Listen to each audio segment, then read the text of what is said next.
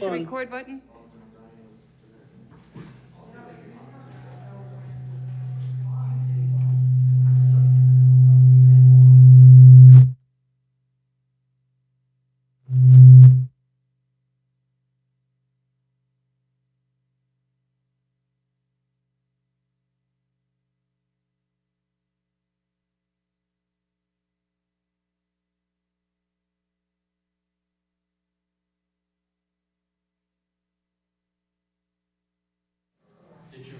Jim, I did not hear.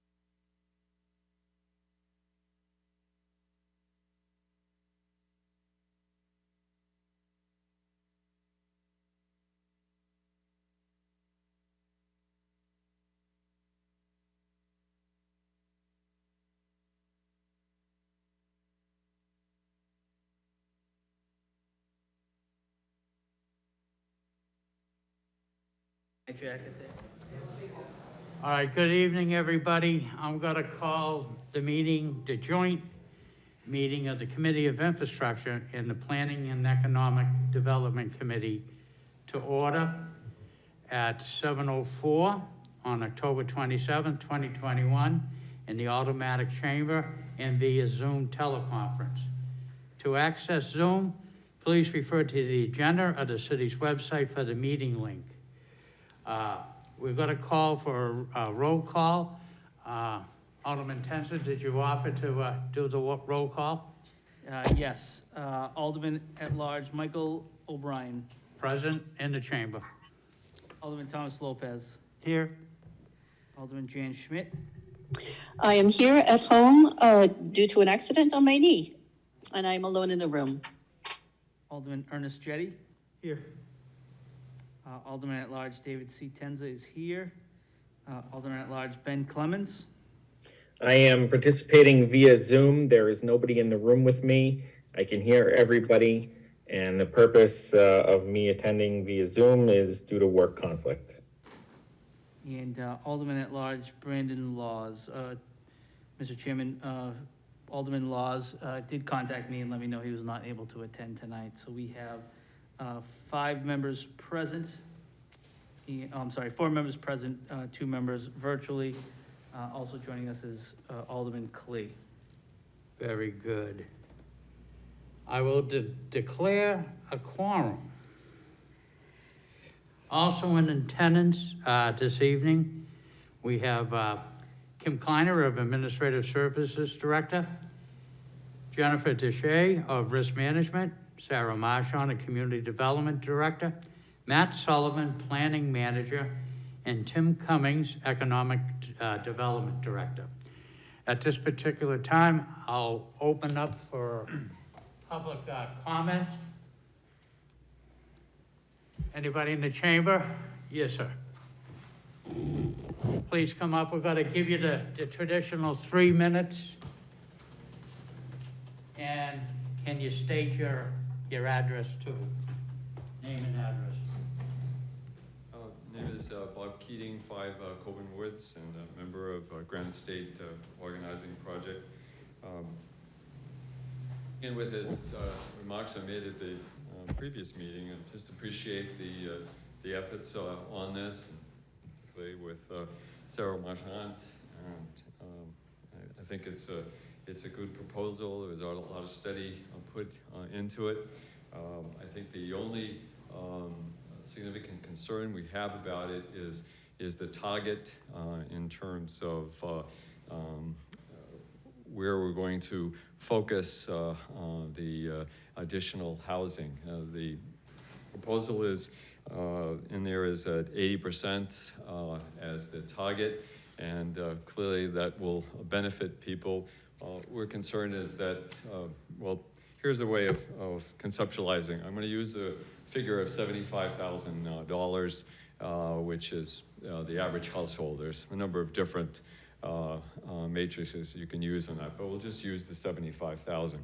At 75,000, 80% of that, which is the target, would be a household that would have an income of about 59,000.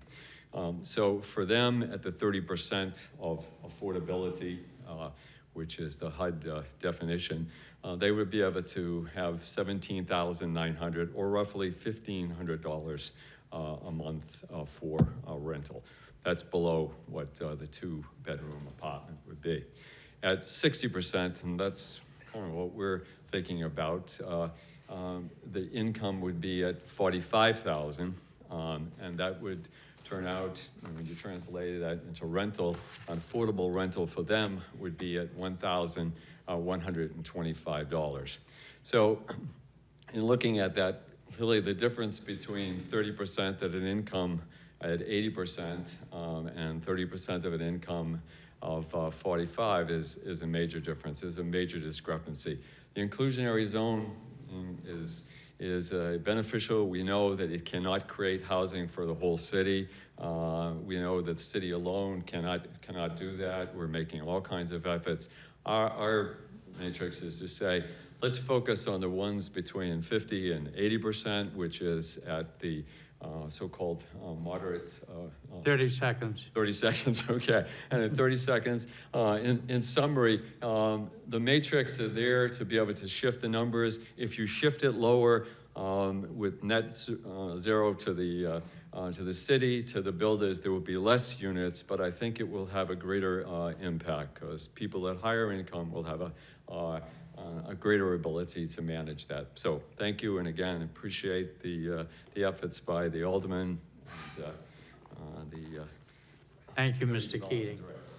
Thank you, which we will miss. Thank you.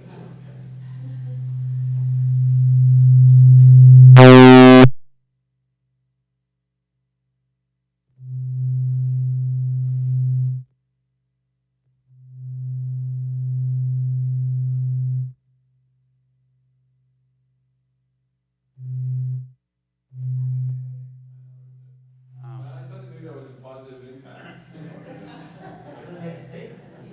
I see the Titanic is docking again. Okay. Is there anybody else in the chamber that wishes to address the board in public comment? Seeing no one, I see we have Miss Christy Bisada, and I will recognize her, please. Thank you. Are you able to hear me? Yes, we can. Great. I have somehow lost the ability to hear you all. My name is Christy Basada. I live at 12 Nutmeg Drive in Nashua. I am one of the pastors at Main Street United Methodist Church. I am also working on the Interfaith Housing Justice Task Force and Granite State Organizing Project. I am coming to speak along with Bob Keating and others to encourage, first of all, to encourage the passage of inclusionary zoning. It is a very good idea.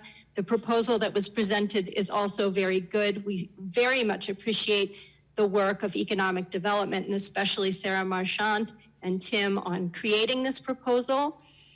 I would like to urge you to consider a lower income bracket for the targeting. At 80% of area median income for Nashua, in terms of real rent or gross rent, a 1 to 2 person household can afford at 80% between $1,400 and $1,600 a month for a 1-bedroom apartment. And if you move that up to a 3 to 4 person household in a 3-bedroom apartment, they can afford $1,800 to about $2,000 a month in rent, in gross rent, which includes utilities. Those kinds of apartments are largely available, though some assistance is certainly needed in that income bracket. However, one of the income brackets that makes a little too much money for many of the housing programs is, again, as Bob said, the 60% bracket. A 1 to 2 person household in that bracket can still pay about $1,150 to $1,315 a month, which is still, for a 1-bedroom apartment, which is still above HUD's fair market rent value. And a 3 to 4 person household in a 3-bedroom apartment can only afford $1,480 to $1,644 a month. And that's where we start seeing people who cannot afford the rents in this town, but are still hardworking folks who need some assistance. And so I just want to thank you again, but urge you to consider as a group moving those income targets down just a little bit so that we receive maximum benefit while also honoring the hard work of our developers and our landlords who we know need to remain solvent through all of this. Thank you so much for your time. Thank you. And also in the queue, I see Rabbi. Could you please give us, Rabbi, your true name and address, please? Thank you, sir. Sure, thank you. I've been trying to change my name on the screen. My name is Jonathan Spirasavet.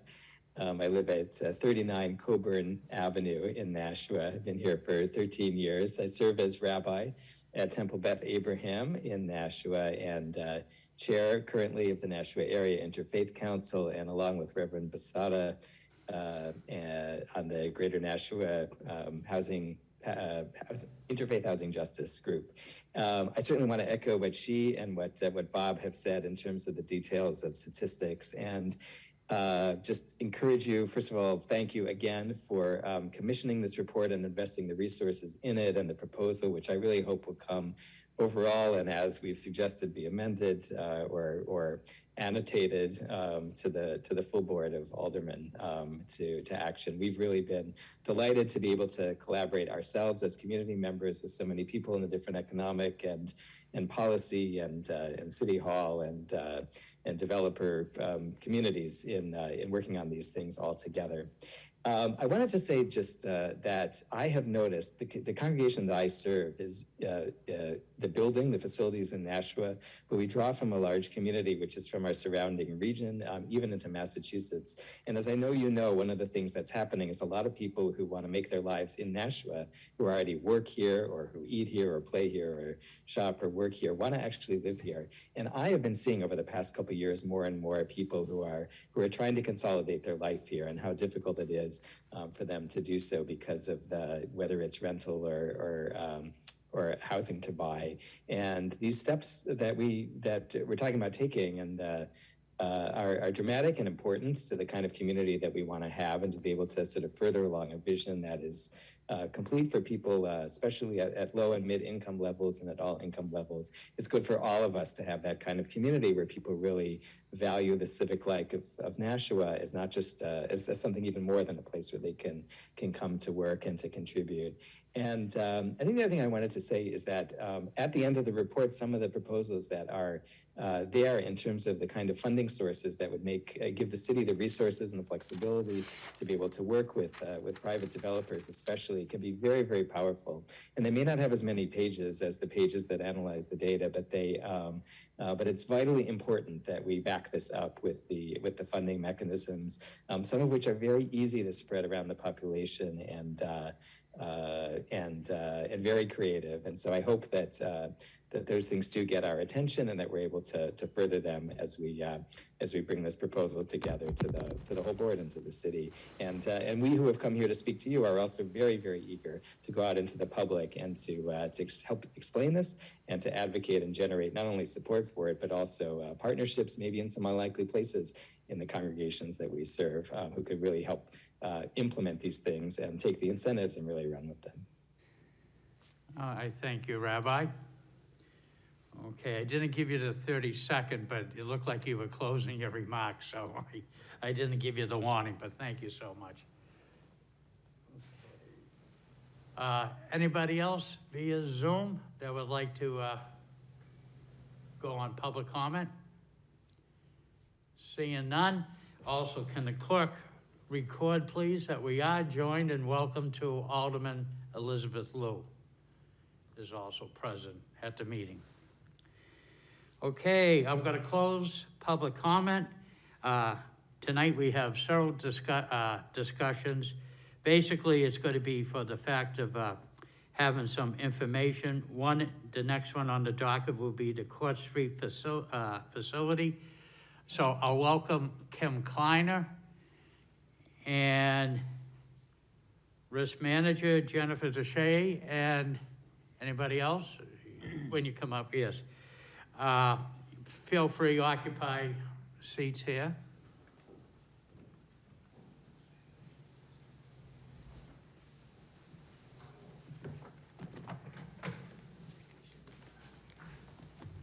Are you going to run the presentation? Okay, good. All right. I had asked Ms. Kleiner to come at past, if you remember, at past Aldermanic board.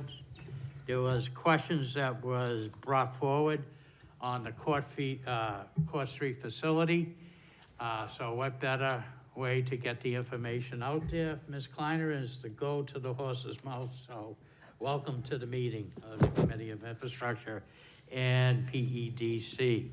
Okay, I'll turn the meeting over to you, Ms. Kleiner. Well, thank you, and thank you for having us here tonight. So we brought the entire team, each of us here in administrative services, mostly risk management, deal with a portion of Court Street. Although there's quite a bit to it, and you'll see that as the presentation goes on, I really want to say that this is something that we all hold dear to our hearts. It's something we enjoy working with. We enjoy working with the people there. We consider it a great asset to the city. Just a brief history for those in the listening public that may not know. The central firehouse was built in 1870 in downtown Nashua. It was a brick fire station that served the city of Nashua for over 150 years in a variety of uses. The three-bay station originally housed a steam engine that was pulled by a horse, As the city continued to grow with the development of the industry along the Nashua River, additional stations were built. By 1970, the station's 100th year, the department had outgrown the space, setting in motion plans to build a new station in southwestern Nashua, which became Station 6. The station sat vacant for years, and many locals feared it would face demolition for surface parking until Nashua's growing Arts and Science Center, later the Nashua Center for the Arts, renovated the station and moved in. After that, the space was utilized as a community arts center and theater, and most recently, in 2019, was joined by a microbrewery, Liquid Therapy. In November of 1993, the city of Nashua acquired 14 Court Street and has retained ownership since is serving a multitude of tenants in the theater and arts industry. For a period of time, Nashua Fire Dispatch operated out of the building before relocating to 38 Lake Street. The building houses 2 theaters, one on the main theater with a seating capacity of 277, and the Black Box Theater, which has remained unoccupied for over the last decade and is in need of renovations. So this slide, and I'll go over it just a little bit, we felt it was important to show the number of things that go into running this facility. Everything from rental coordination and rent collection to insurance administration, safety inspections. We have bi-monthly tenant meetings, building maintenance, and Mr. Honeywell and his team serve as custodial services. Recently, project management on a roof that has been installed, and also some lighting and safety upgrades. It takes a team, and we work very closely with the tenants who all participate in the upkeep and the running of the building. And so now, I'm going to turn it over to Risk Manager Jennifer DeShays to tell you a little bit about her side. I'm just gonna go behind the scenes a little bit. So as it relates to the insurance, the main lines of coverage for the Court Street building are for property and liability. Losses are either transferred to third parties as their liabilities or handled in-house by our staff claim adjusters. In order to ensure that we have proper coverage for all exposures, we require third parties that utilize our building to provide a certificate of insurance as proof of coverage. If an entity does not carry coverage, we have an affordable event insurance that can be purchased and utilized for any event on city property. Due to the amount of activities and timeframes within this building, we've established a 3-tiered 24/7 response team for any unforeseen issues that may arise. Our current tenants are the Peacock Players, Symphony New Hampshire, Liquid Therapy, Carey and Henderson Vocal Studios, and Nashua Arts Works Studios. These long-term legacy nonprofit tenants not only benefit our community, but they contribute to the upkeep and well-being of the building. The city's taken into account the condition of the building and its space as it relates to the current lease agreements. And with that being said, we'll be reviewing these lease agreements in the near future. At this time, I'll turn it over to Diane Vino, who's going to review the rental process.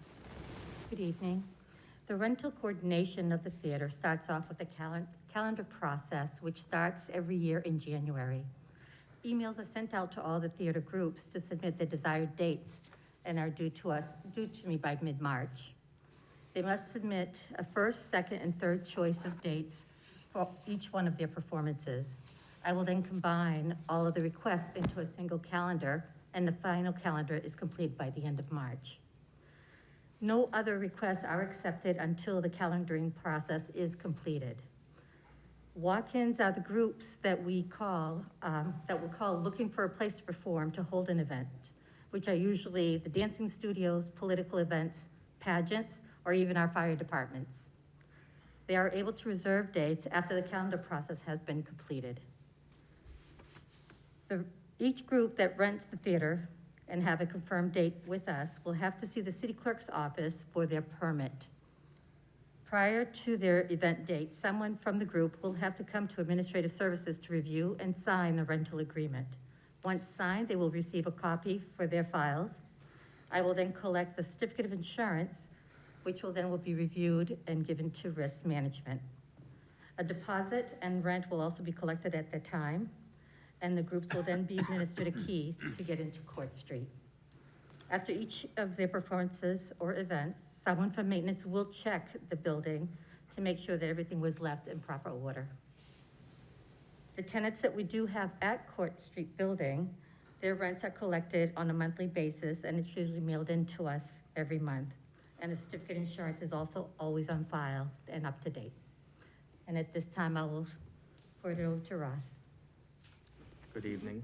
I am in charge of safety for, Give your name and. oh, sorry. This is Thank- Ross. For our transcriber, Yes. thank you so much. This is Ross Dugas, Loss Control ADA Specialist with the Risk Management Department, and I am in charge of overall safety in the building.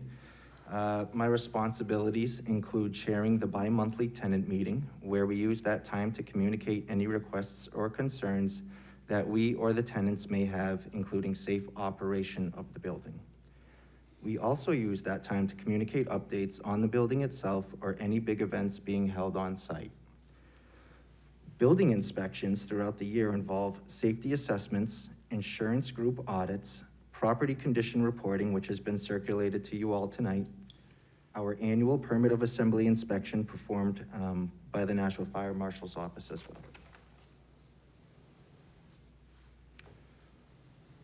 We also had to deal, obviously, with the COVID-19 pandemic, and that involved, unfortunately, during the height of COVID-19, the main theater and associated productions were halted. However, this allowed us to take advantage of project opportunities at Court Street, which Jay will speak to in a little bit. And most recently, we did manage to establish some reopening protocols to get the theater back up and running as shown in the diagram here on the slide, which displays a reduction in seating by 50% and social distancing measures, to name a few. Jay?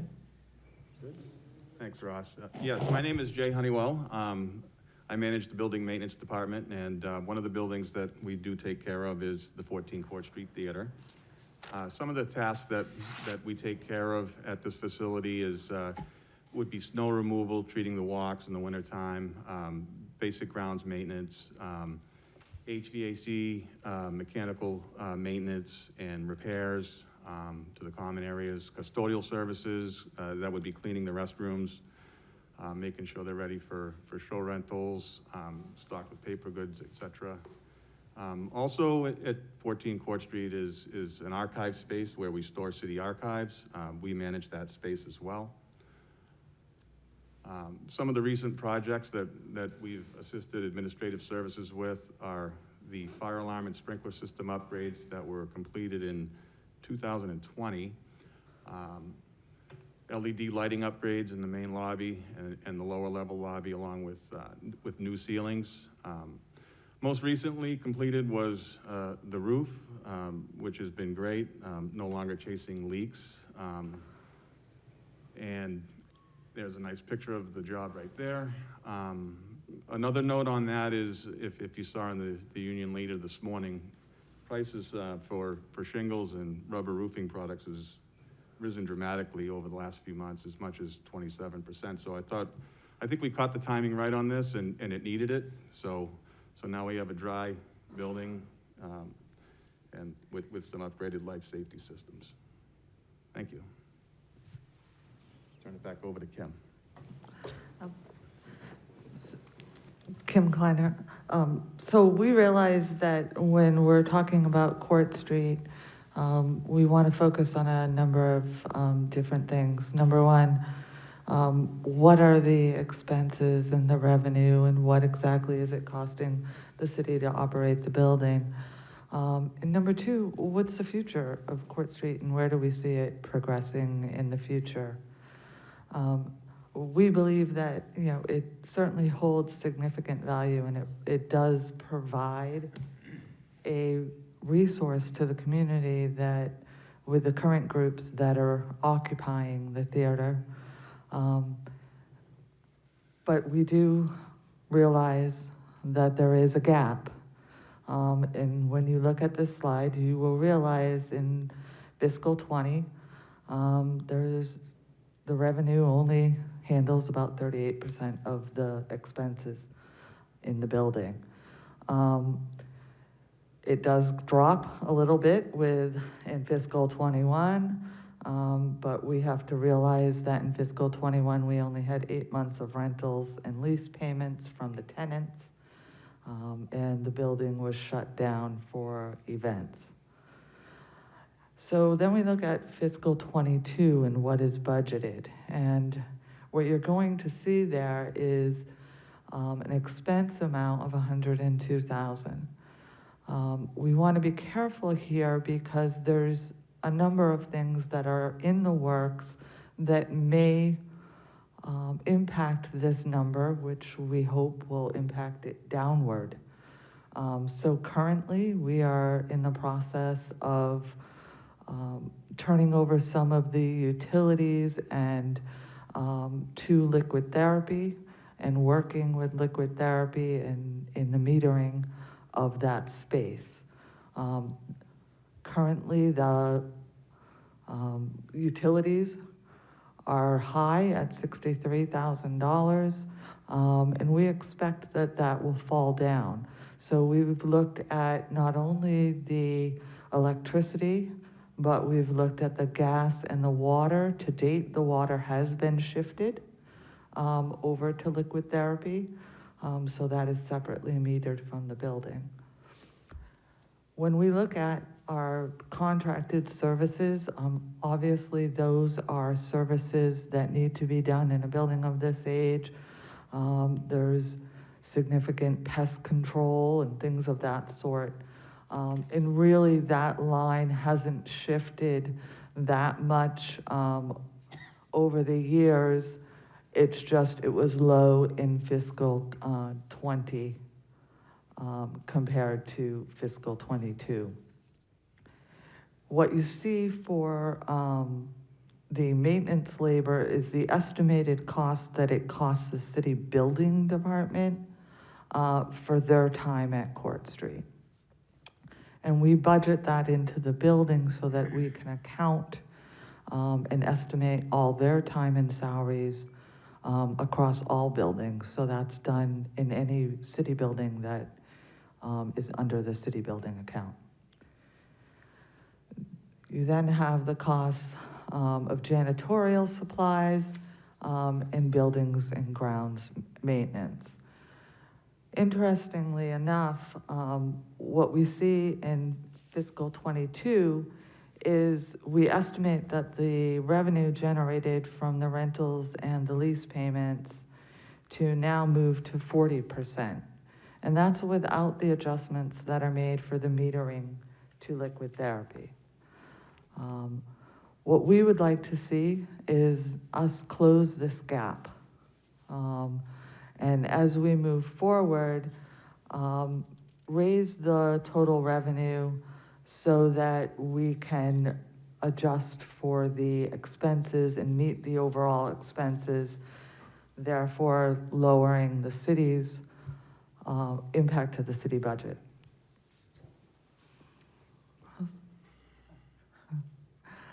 So here you see the Court Street revenues. Significantly this year, we expect it to be up with the rentals that are already being asked for, and with the leases that are in place currently, as well as the work by the Economic Development Department on the artist studios. So it's important to note that the artist studios are managed through the Economic Development Office, and that has risen and remained pretty steady since they opened.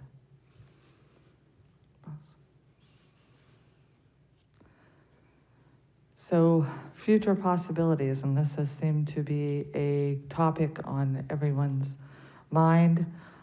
We do have a group put together that is looking at ideas. We are also looking at what is needed within the building. As we said earlier, there's upgrades that are needed to the Black Box Theater. There's upgrades that are needed to the main theater lighting, windows eventually, HVAC, and as have been noted before, landscaping, specifically landscaping and development between the Court Street building and the National Library. We believe this is an asset that can be moved into a place, and the question that needs to be answered is, do we see this as a facility that provides a community resource and maybe just meets that without impact to the city budget? I believe we can get there. Or do we see this as something further than that? And that's obviously a question above our pay grade. That is a question for the board to see where we'd like to bring it, but we're happy to answer any questions. Thank you, Ms. Clymer. You are finished? I didn't mean to. We are. Thank you. Ms. Kleiner, thank you for your overview of the Court Street Theater.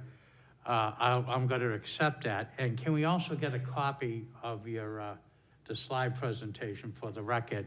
So therefore, without exception, I'll accept the overview of the Court Street Theater and also the slide presentation, and we'll put that into the record this evening. But Ms. Kleiner, thank you so much. I just gave a quick perusal of looking at this. This is quite comprehensive, and thank you for that. And the reason I asked that you came before this board, you have more than covered some of my concerns. But I come to find out, and looking at it, the history of the Infrastructure Committee, somewhere the name has been changed, and as you may recall, past was Lands and Buildings.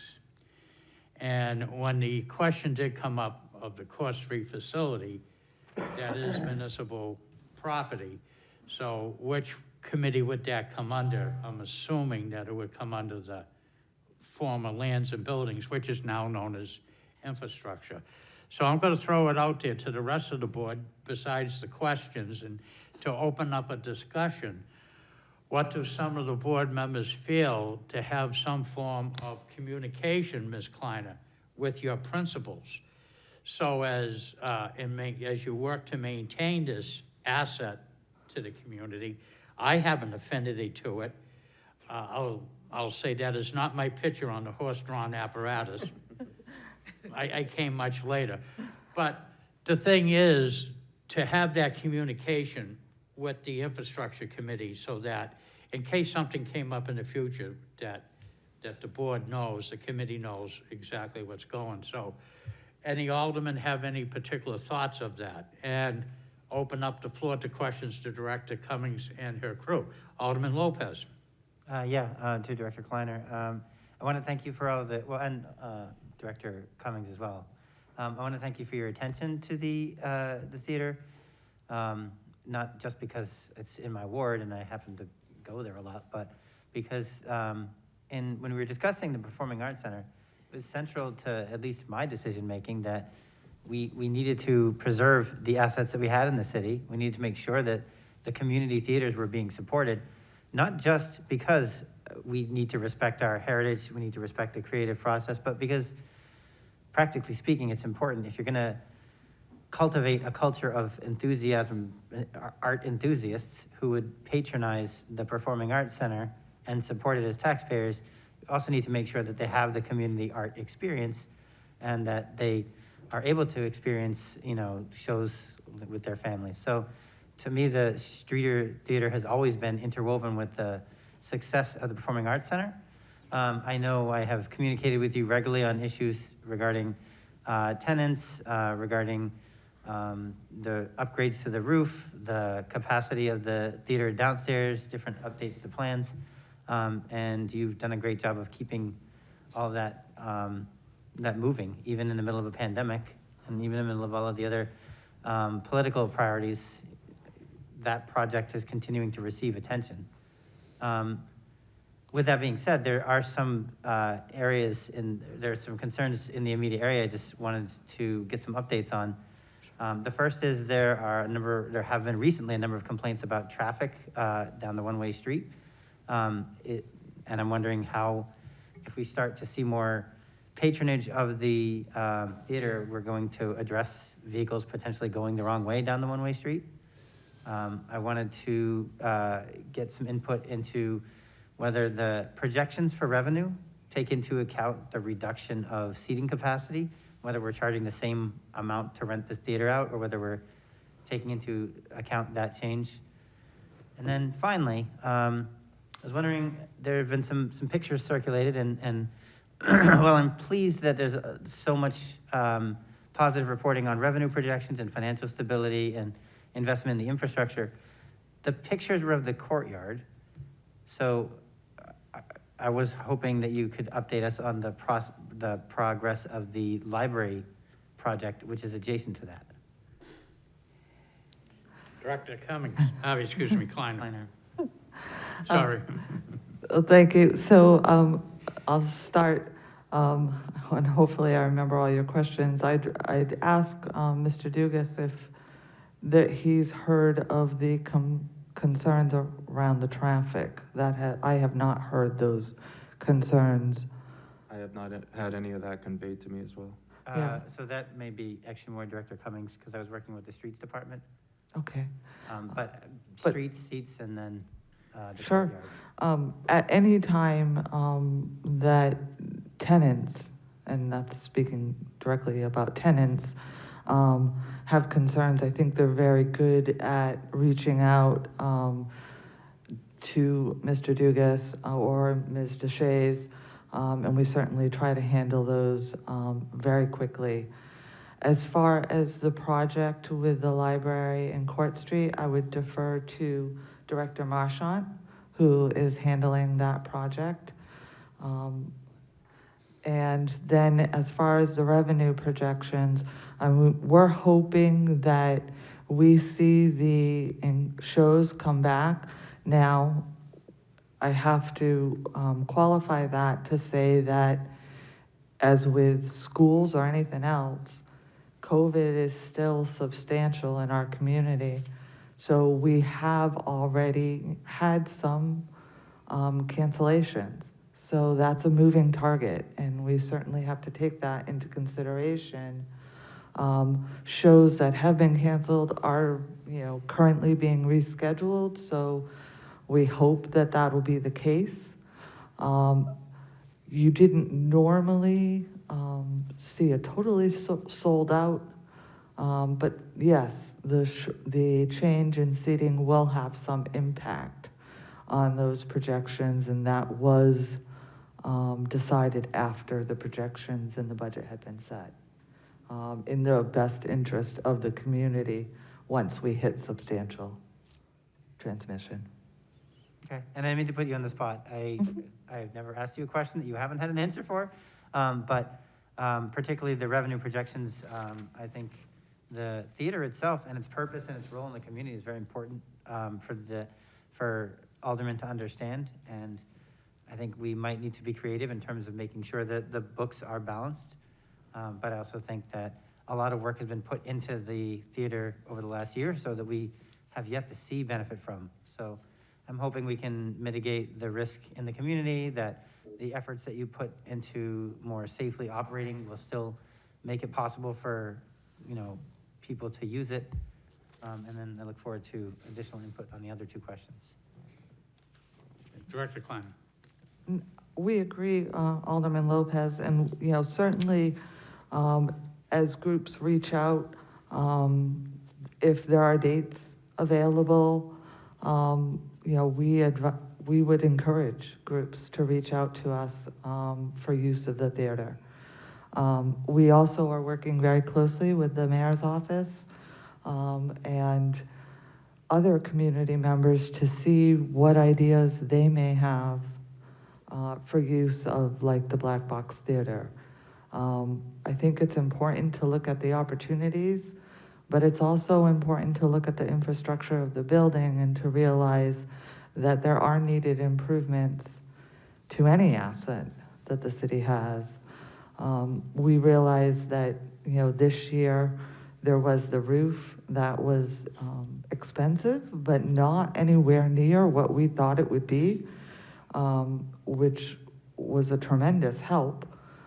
So as we had put away $725,000, the roof contract came in at about $268 in final negotiations, and we believe it's going to be a little lower than that with final billing. So I think we've done a really good job at handling the immediate things that need to be done, especially when you consider life safety. If I may, Mr. Chair, I would just echo that the roof was a major problem, and its improvement and the attention to it is a huge success for future shows. And it was a safety concern as well, and I'm glad that we addressed it. But I think more in terms of quality and presentation and the crews that are working on the stage in advance of shows, the work that has been put in is going to be very much a benefit when we're able to get up and running. All set, Alderman Lopez? Yep. Okay, let's go to Zoom. We have in the queue, Alderman Clemens.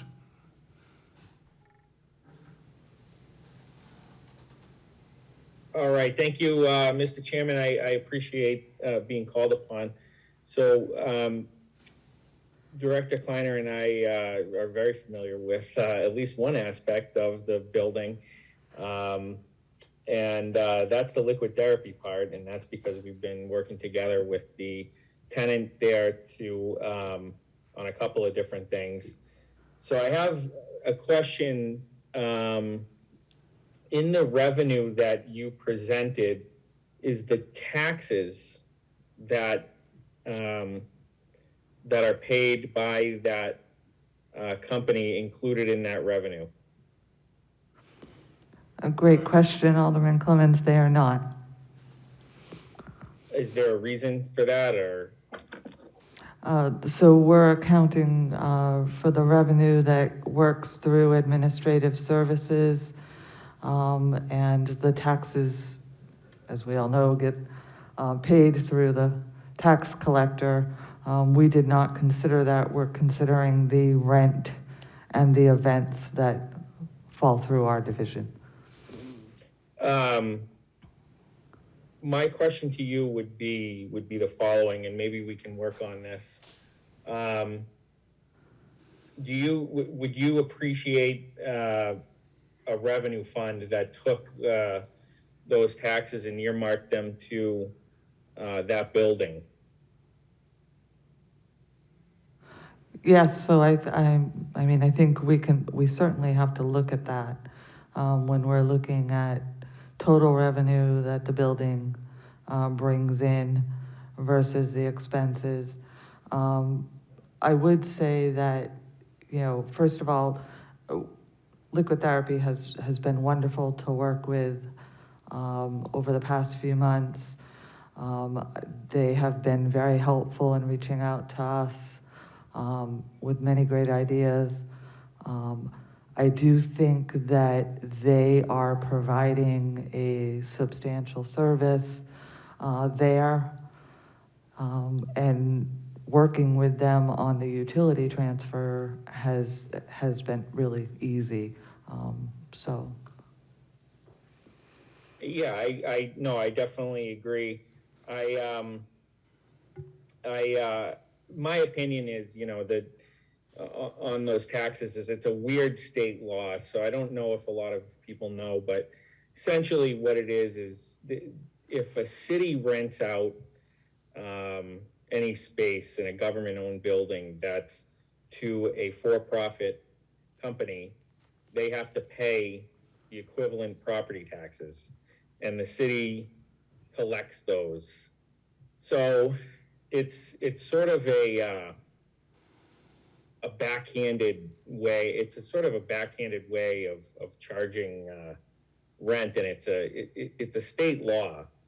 And my opinion of it is not very high. I think a city should be able to determine what they want to do in regards to that. But that being said, we are collecting taxes from that entity, and I feel that that money, along with all of the rents and everything else, should stay in that building. And so I'm going to look to see what we can do to create a fund that keeps that revenue in that building. Even if the expenses outweigh the revenue, at least there will be an accounting mechanism to show that, and we'll know for certain that our, tax money and rent and things like that are staying there and are going back to the investment of the building. So that's one of the, that's something that I intend to do hopefully next term. So, but thank you for coming and presenting, and I really appreciate everything you've done with the building. Okay, we now have Alderman Clay before you. Alderman Jettie, we have Alderman Lowe, and then we'll have you, Alderman Jettie. Alderman Clay. Mr. Chair, I don't mind deferring to one of the members, the committee members, if you would rather. It's open discussion, but if you want to defer, I'll leave it up to you. I'll be respectful to a committee member. Thank you. Okay, Alderman Jettie. Thank you, Alderman Clee and Mr. Chairman. I remember talk about the large theater that we couldn't rent that out. The fire marshal said that we needed a sprinkler system. Have we ever done a sprinkler system? Mr. Honeywell? Yeah, I'll answer that. Again, Jay Honeywell, Building Maintenance Manager. Yeah, in 2020, we had we had a sprinkler system upgrades and fire alarm system upgrades for the entire building. So now the large theater and on the main floor and the former black box theater that is unoccupied is now fully sprinkled. So these areas, cause, the building safety department can sleep at night knowing that we are fully sprinkled. When you have 277 people in a theater that did not have a sprinkler system in it, it was a little unnerving. Right. So that's all set on the main theater, and now you have opportunities to do other improvements into the building now that it's fully sprinkled and has a fire alarm system, and it would be at the will of the board or the committee.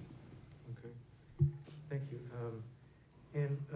So that brings up another question. What more work needs to be done? We cannot hear anything. I'm sorry? Continue, Alderman Jettie. So what more work needs to be done on the building to, I know at one point it was really in needed the sprinklers, it needed the roof. What state is it in now? Is it? Okay, so I'm just going to go off of memory, but included in the packet is a property condition report, which will show you some of the deficiencies and kind of grade the deficiencies. But envelope upgrades such as glazing, exterior windows, they're very old. That would be an area for an improvement on the building envelope. Possibly some repointing of the bricks, and then you get inside the building, and now we're talking cosmetic things such as painting and floor covering, and really finishing the black box theater to whatever the desire is or the vision is of that space. Mechanical upgrades as well, HVAC. Some of those systems are original to 1972 when the addition was put on, and we're just kind of babysitting them along. So for occupancy, you're gonna have some mechanical, electrical, and plumbing upgrades that are gonna be needed. And that's all driven by the desire or the vision of the building. Thank you.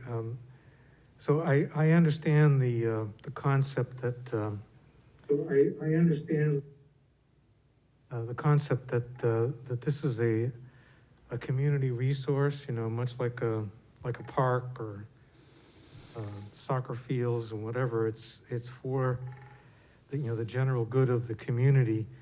But has any thought been given to, like a lot of communities, support their performance centers with, you know, with friends of the Court Street Theater, for example, you know, where people, you know, where you solicit donations from people and people make contributions to help defray the cost of maintaining these facilities. Has any thought been given to that? Director Kleiner. Great question, Alderman Jettie. So I'll say, as someone who spent most of my time as a child in the Arts and Science Center, I believe that there are a number of opportunities that we can look at. And most recently, the mayor has called together a group of us that work very closely with the building and the tenants, as well as we met with the, you know, director of the library and a couple of community members. And he's asked us to look into those types of questions, as well as to just begin to research what other uses the community may look for in this building. So we've only initially had, you know, one meeting, but we're getting that underway. So I would like to see something of that sort, because I think it holds some value. I know that when it was the Arts and Science Center many years ago, there were a great number of people that held it a very high esteem. You were teaching children and adults crafts and arts, and so there was fundraising and things like that that happened, and you know, it was important to the community. And I believe that with anything like this, like the Arlington Street Community Center, things of that sort, the community will come out and assist. Good, I agree, thank you. Alderman Jettie, I think you just opened the door for a fine job for yourself. Support the arts. Excuse me, Mr. Chair. Excuse me, Mr. Chair, this is Nashua CTV. Yeah, I understand we're having some issues. For those of folks having a hard time hearing the chamber audio through the Zoom meeting, the easiest workaround is for you to stream the live broadcast from the city website on Channel 16 or turn your television on to Channel 16. We are currently trying to work on the problem. Thank you, Mr. Jim. Alderman Clay. Thank you, thank you, Alderman Jettie. You brought up some of the issues that I'd want to talk to, but I do have a couple of questions, and if you would indulge me, Director Kleiner, you talked about that the $63,000 to be lower than budgeted on the revenue. Is that what do you expect that to come down?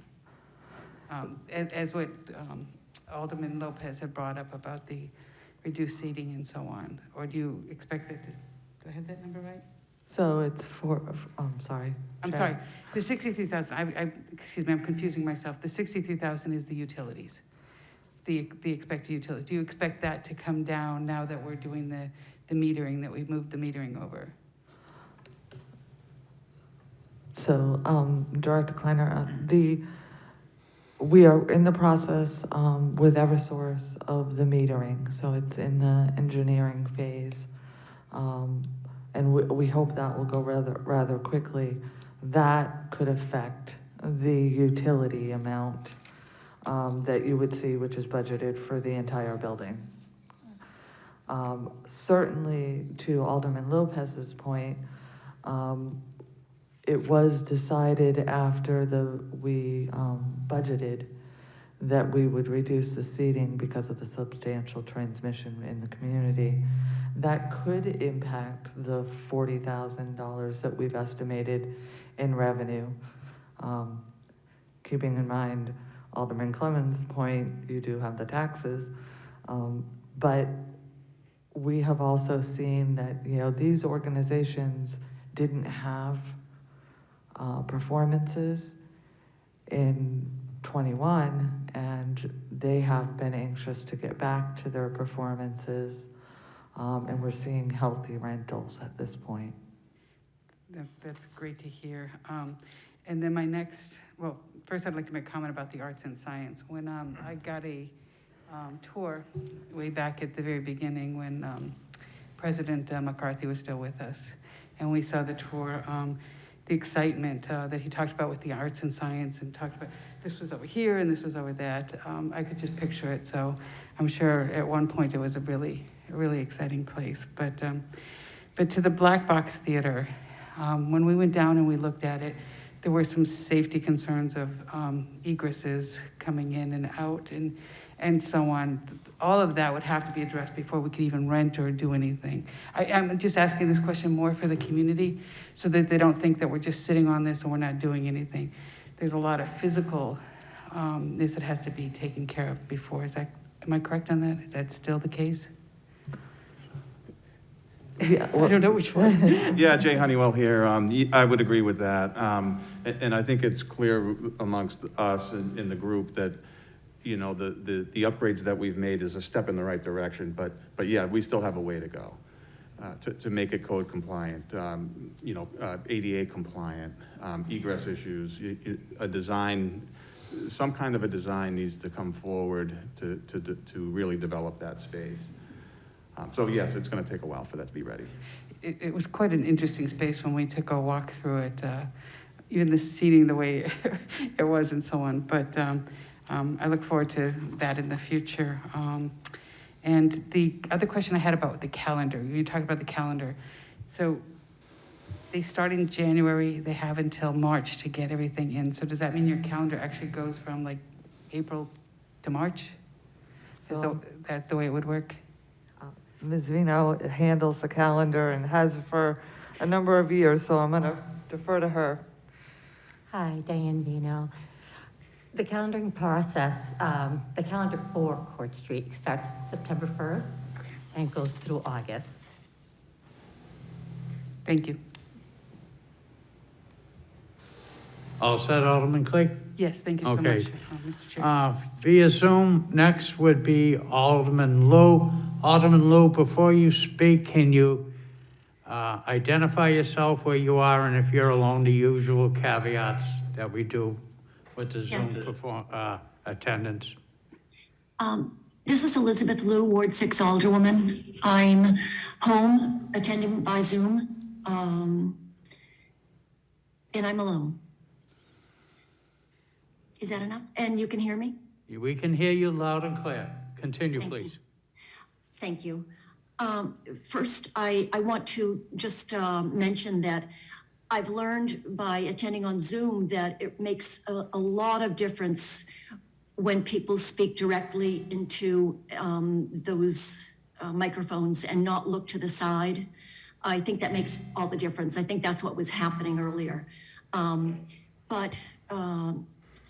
Thank you for presenting this tonight. A couple of questions I have. Actually, before my question, I also want to ask, I'd like to say in the future, I would always appreciate having the presentation, to be able to look at it beforehand. I know last night we had a presentation in Board of Aldermen meeting, and as it was being presented, and it was seemed technical, we got handouts, and I was never able to follow along. But I know there's a word for it, I just can't think of the type of presentation this was. If it could be sent like ahead of the meeting, just to get an idea of how to interpret those graphics, it would be helpful. So looking at the information, I see that the report that's being presented was done in, I guess, early 2020. And for instance, the roof is still being identified as being pending. I know about 2 months ago when we spoke, I thought there was a second phase of roofing that still needed to be done. But is the roof done now? And are there any other items that are on the checklist of need to be done that actually have been done already? I think, yeah.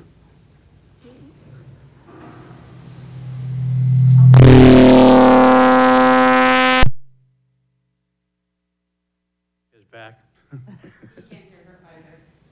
Yeah.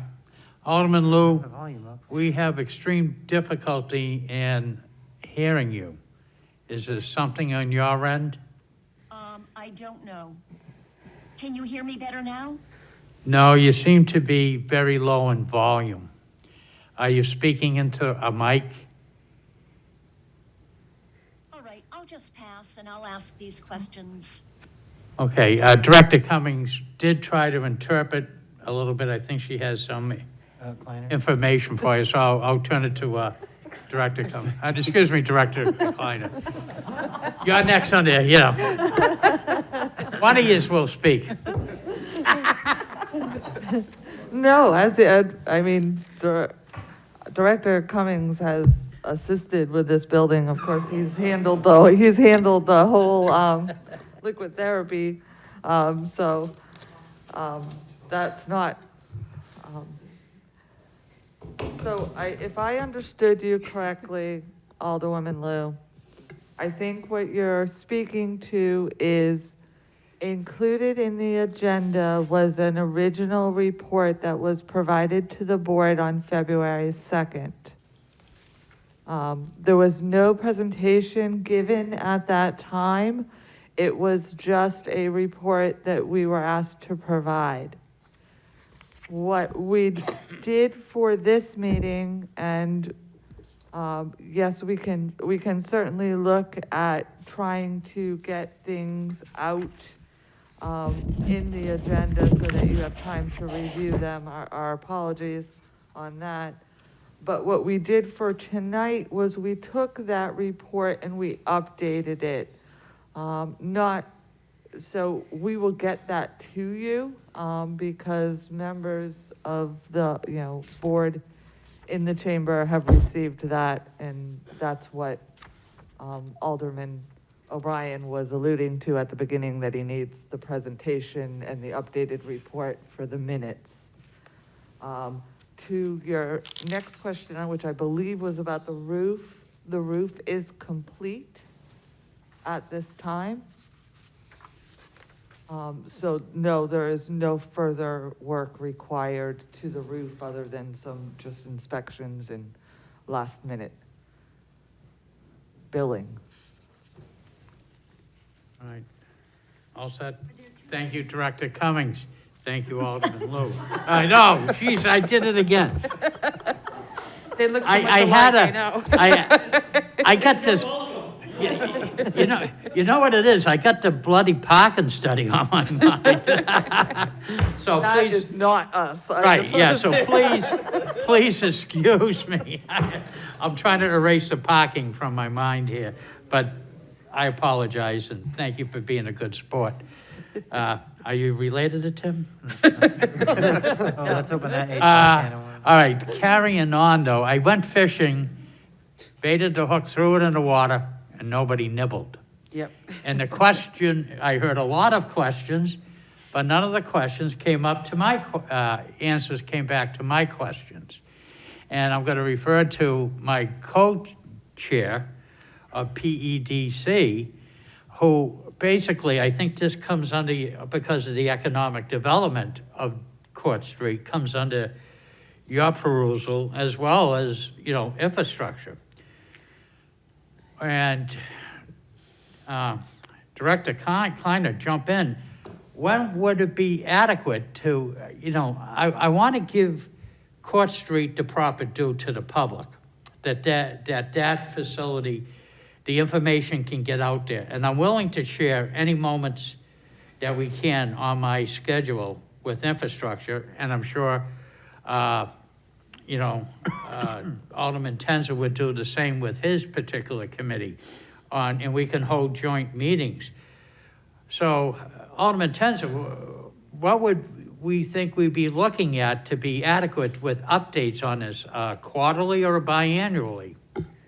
And that's the stimulus I want to get into this conversation right now. Does it have to be as inclusive? Maybe something that we got tonight would be good annually, one annually, but at least just an update. And we don't need to know that Mr. J is changing the lock, but any type of briefing on capital type of things. So you want to jump into that, Alderman Tenzer? Yeah, if I may, Mr. Chairman, I think it's a great idea, maybe to have joint meetings, not just on Court Street. It was probably timely with the Arts Center, Performing Arts Center coming online too. I would say biannually would be a good place to start for joint meetings between the committees, just to get an update as to what's going on and how things are progressing, how we're utilizing these two assets that the city has moving forward. So thank you for bringing that up. I think it's a good thought. Director Kleiner, who used to be known as Director Cummings, do you agree? Director over there. Let's call it director, yeah. Do you agree that biannual could work? Yes. On this particular thing? Yeah, and thank you for that, because I think part of the questions from the public, they didn't really get, and what is your format to discuss it? And I think between our two committees, more than willing to share this and get the proper information out there. This is for the public benefit, and like I say, I have an affinity to any old fire station, but, so this would be good. Alderman Lopez. With respect to the committee's responsibility for overseeing budgetary items relative to lands and buildings, I agree we should definitely have that periodic report here. But I would also recommend that in the interest of maybe moving towards Alderman Jetty's recommendation, and I know Director Kleiner and I have had conversations in this general area in the past, it might be a good idea also to report periodically to the National Arts Commission, because that commission is made up of representatives of a lot of different arts organizations, and it might support use. I was just thinking as we were presenting that hopefully we included the Court Street Theater in the art week that City Arts Nashua has had underway, because there are unrented art loft space, artist loft spaces, where there may be artists in the city who are looking for a space to do their work. If they know about it, they can participate, and that increases overall revenue. We do, okay, Director Kleiner, please. So Alderman Lopez, I totally agree. So I think what we have now is some conversations beginning to happen between the mayor's office, between Director Cummings' office, us, hopefully members of the community, our tenants, and the more discussion we can have and the more people that we can approach to get those ideas, I totally agree with you. It's in the best interest of the building, the space and the future growth. And I think the Arts Commission's a great idea. There's a lot of musical groups that are represented there, and maybe some of them want to do recitals or shows. They just need to know that it's open. Director Cummings, if that's your name, did you have something to add? I do, thank you, Mr. Chairman. Tim Cummings, Director of Economic Development. If you're having this conversation, I just wanted you not to forget about the Keep Auditorium, and you may want to consider also including the Keep in this type of conversation. It will be turned back over to the city at the end of the school year in 2024, and we are getting ready to go out for a study right now with an architectural firm to look at an adaptive reuse of that building. And we know the Keep is near and dear to the city's heart. So if you're going to be doing Court Street, you might also want to keep that in the back of your mind. Okay, and you bring up a very good point, because that was property of the school department, but with the vacancy of the Elm Street School itself, it will revert back to the municipality, well, the city. So, Director Kleiner, you agree with that? That can be encumbered into this as far as the general thing at auditoriums of Court Street and Elm Street as we together in the future? Is that what you're asking, Director Cummings? Yes, I would agree with Director Cummings that you really need to look at it. You know, you can't look at these assets in a vacuum. You need to look at the overall community needs, the community wants, and how we can fulfill them and what asset is best to do that. I think they all serve a purpose. I think in different spaces for different types of venues. Okay, very good. And Director Cummings, when would that ballpark, well, it won't be for several, we won't be taking that over within a year, calendar year. Calendar year 2024. 24, so there's some mileage to go before that, okay. But that's something for the future, committees in the future. Further questions by any of the aldermen? Alderman Lopez. Just to clarify the process, Director Cummings, because I know this is pretty important to residents in the area. The 2024 turning over of the Keefe Auditorium is anticipated, but not like committed, assuming a lightning bolt doesn't land on the brand new school or something. And then additionally, the proposal you were talking about was for a study to look at the space, not a commitment of specific ideas or anything like that. It's more like just, let's start thinking about planning. So we do have, again, Tim Cummings, Director of Economic Development. We currently have, and it will be coming before the Finance Committee on November 3rd, a contract to study the feasibility of the Elm Street Middle School and the 11 acres that land sits, that building sits on. And part of that, it's called out specifically that we want to pay special attention to the Keefe Auditorium, because we understand that it's an asset that the community has strong sentiments towards. There's going to be a lot of capital needs for that building if we're going to maintain it as a standalone. And, you know, so whether because the mechanicals are all tied into the building, so we're going to need to strategically address how we want to handle that moving forward and have a plan in place for when the building does go dark. And so this is the beginning of that conversation. It's probably going to take a couple of years, but I would rather have that conversation started now so there's some understanding and some plans underway. Okay, thank you. So without objection of the committee, I'll work with Director Kleiner to come up when to expect, I would say, a biannual report, maybe, every 6 months, but June's busy, we're all gonna be tied up with budgets, so, I think we wanna avoid that. I know, being on the budget committee, some of us don't have a life in the month of June until we get that etched in stone. So that being said, without objection, I'll work with Director Kleiner to come up with a biennial schedule that, and we're gonna have probably some fraction of a new board that will meet and convene as with our process with the elections in January. So we'll coordinate it with something like that, and we'll shoot for that, and then we can get in some form of schedule with this. Without objection, Alderman Jettie. Thank you, Mr. Chairman. A small detail, but biannual would mean once every 2 years. Semi-annual would be every 6 months. I think they know what I mean, but thank you so much. Semi-annual. Biannual would be, thank you. I'm having a tough time. Did I have a stroke tonight? I don't know. No, since you're here, Alderman Jettie, can you explain bi-weekly? Because that. Usually I'm better, but thank you, Alderman Jettie. Good. Any other further questions? All right, we'll shoot for that. I thank you all, and thank you for the report. It's what was needed and everything else, so, thank you. Thank you. All right, moving right along, we do have on the agenda, I've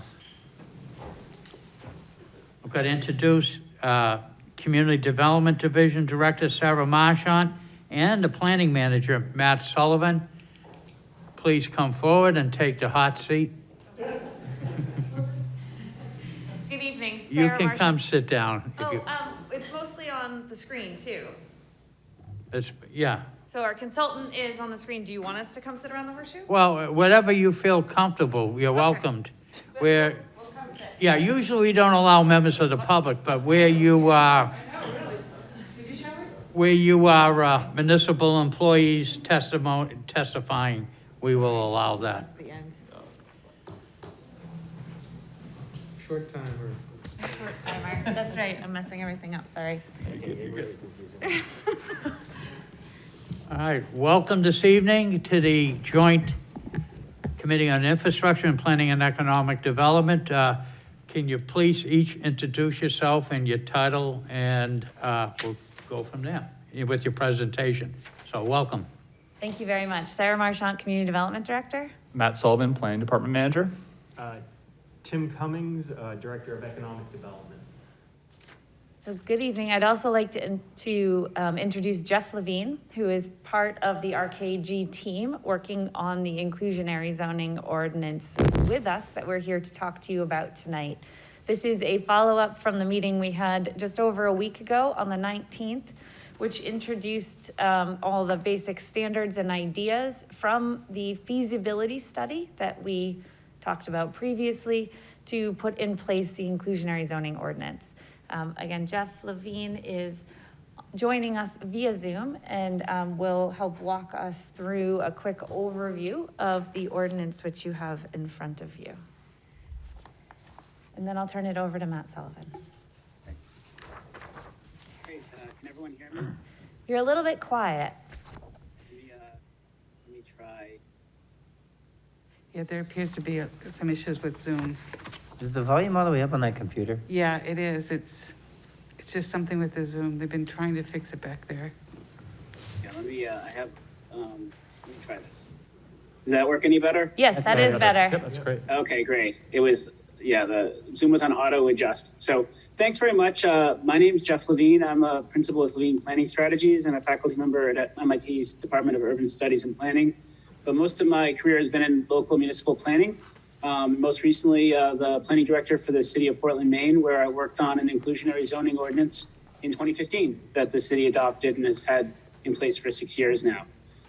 So what I thought I would do is walk through the proposed language and the chart that came out of the RKG study, and then I'm happy to answer any questions you might have. The text of this ordinance is really put together from a lot of the best practices I've seen in my career from various communities. But a lot of the pieces really came from the parts I really liked of different ordinances. So it's nice to be able to sort of start with those pieces. The ordinance really has 6 sections, and it would replace the existing section 190-48 of the city code. The first section really just outlines some definitions, terms like what does it mean for for a unit to be affordable, and that's really separate from what income level it would be affordable for. That's something that I always try to emphasize. You can have a unit that's affordable for somebody making twice the median income, but that doesn't necessarily accomplish the policy goals. So first you define affordable as a certain, not requiring more than a certain percentage of a household income. In the case of rental housing, it would be 30% of the income, which is a pretty standard practice. For home ownership, it would be 33% of the maximum income. Pretty similar. Some communities use 30% for both. And that's really pretty similar to what you might need to have in order to qualify for a mortgage in any case. Then it emphasizes that affordable housing is housing that's priced at levels that are affordable for households at certain incomes, both in terms of what the cost is, but also that the household has to meet that income test, has to be at or below that income level. It ties in the area median income amounts, which you heard some conversation about earlier, to your what's called HUD Metropolitan Fair Market Rent Area, HMFA, for Nashua. And that's to tie it into a nationally practice standard in terms of how to determine what a median income is and create that baseline. There are a few other definitions in there that aren't necessarily as important. Things like what is an ownership housing unit, what is a rental housing unit. Sometimes you just do belt and suspenders to make sure that the terms are defined when in doubt. The next section really goes through the chart, and it outlines the chart that was developed by RKG and city staff, which is at the end of the code. So I'll scroll down to that since that's where we are right now. You'll see table 48.1, and you'll notice that it actually has two different versions. So hold that thought for a second. I'll come back to that. Can anyone see that? Oh, Jeff, we can't see what you're sharing. Sure. So I did. Yes. Does the committee have a copy of the ordinance? They do have copies in front of them, yes. If you want to share Okay. your screen, you're welcome to as well. Okay, let me see if I can do that. That might be easier. And actually, there's the bigger one. Yeah, I'm just thinking about the public. Yeah, they're just trying to give Zoom a nervous breakdown, right? Excuse me, Jeff, it's the green button at the bottom of your screen that says share. There you go. Yep, you got it now? Okay, let me blow it up a little bit because it's a little small. Please go to presentation mode. That makes it easier. Does it though?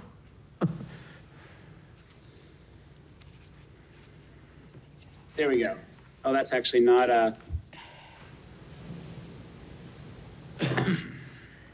you able to see that table now? Yes. Okay. Okay, my apologies for the technical difficulties. So you'll see the chart is really divided into two different areas. One has to do with ownership housing, developments that would essentially be condominium or homeownership or subdivision. The second would be developments that are meant for rental housing. So for each of those, there are different sizes of numbers of units, less than 10, 10 to 49, 50 to 99, and then over 100. So that's sort of the basic categories that the RKG study determined, met sort of different standards in terms of what could be feasible to subsidize in a development. Then for the rental housing, there's a separation between the downtown zones, the D1, D3 zones, and the rest of the city that isn't differentiated in ownership housing. In general, then there's a minimum threshold above which inclusionary zoning would take effect. In this first chart, there would be the initial step until June 30th. It would apply for developments of 50 units or more in different zones. The percentage of units that would have to meet certain maximum income levels and certain maximum prices are stepped based on the size of the development. The idea being that as a development gets larger, it's more able to internally subsidize units that won't be necessarily as profitable. So for 50 to 99 units for ownership housing, as one example, it's 15% of the units. And then at 100 units or more, it's at 20% of the units. And those units are in two different tiers. You'll see in the next column over, tier 1, which is one income level. In this case, 80% of median income or below. And tier target 2, which is 100% of median income or below. So you have a certain percentage overall of units, and then some of those have to meet different target income levels or below. There is also sometimes, obviously, in the math of this, fractional units. The question is, what do you do with a fractional unit? In general, you're allowed to make a payment in lieu of a partial unit, and that would go into the city housing trust. In a few cases, you might be able to have the option of making that payment in lieu of all of the units. That's actually a fairly common practice in a community that adopts an inclusionary zoning ordinance for the first time, in order to provide some flexibility, in your case, really for the downtown areas. Then finally, as part of this math of making this internal subsidy work, there's a density bonus that's provided. For every inclusionary unit, you can provide more market rate units. And that bonus density ratio is in the last column. In the ownership housing units, for example, for every inclusionary unit, you'd be able to provide 2 more market rate units. I mentioned earlier that this chart has 2 versions. That's because oftentimes communities will phase in an inclusionary zoning requirement with the understanding that developments have been taking place And, it's the idea to give a developer some fair warning that this might apply to their development. In this case, there's two versions of the chart. I'll scroll down to the second one that would take effect on July 1st, 2022. The primary difference there is that the threshold under which inclusionary zoning would apply would be 10 units or more, which is pretty standard for a community adopting a new inclusionary zoning ordinance. So until July 1st, if a development had less than 50 units, it wouldn't be subject to inclusionary zoning. And then after July 1st, 2022, it would apply in cases of 10 units or more. Back up to the text of the ordinance, there's really only a few more details to walk through, and then I'm happy to answer any questions. This word terminology about things like how long would a unit have to be affordable for, and in this case, there's a sort of a generally established best practice to try to ensure that the units are affordable for as long a period as legally permitted. I think that those of us who work in the planning and community development fields now have spent a lot of our career working on developments that had a 40 or 50 year restriction back in the 60s and 70s, when 2010 or 2015 seemed like a really long time from then. And it wasn't, at least it wasn't for us, because we spent a lot of time figuring out how to retain that affordability. So an emerging best practice is to try to keep these units affordable as long as possible. The good news is that without getting too much in the weeds, as a bank or a financer underwrites a development, they're not necessarily looking at 60 or 70 years out. They're really looking at the first 30 to 50 years. So to some extent, it's not really that big an impact in many cases on the financing of a development. But, our descendants will thank us. Finally, the idea that there shouldn't be some sort of pour door or separate entrance to required affordable units. They should be integrated into the development if they're on site. And that the number of bedrooms in those units should generally be consistent with those of the market rate units. There is some flexibility in terms of unit size, but not to the point where the units can be categorically different from one another. Finally, there's some language about project phasing. If a development comes in phases, how to handle that.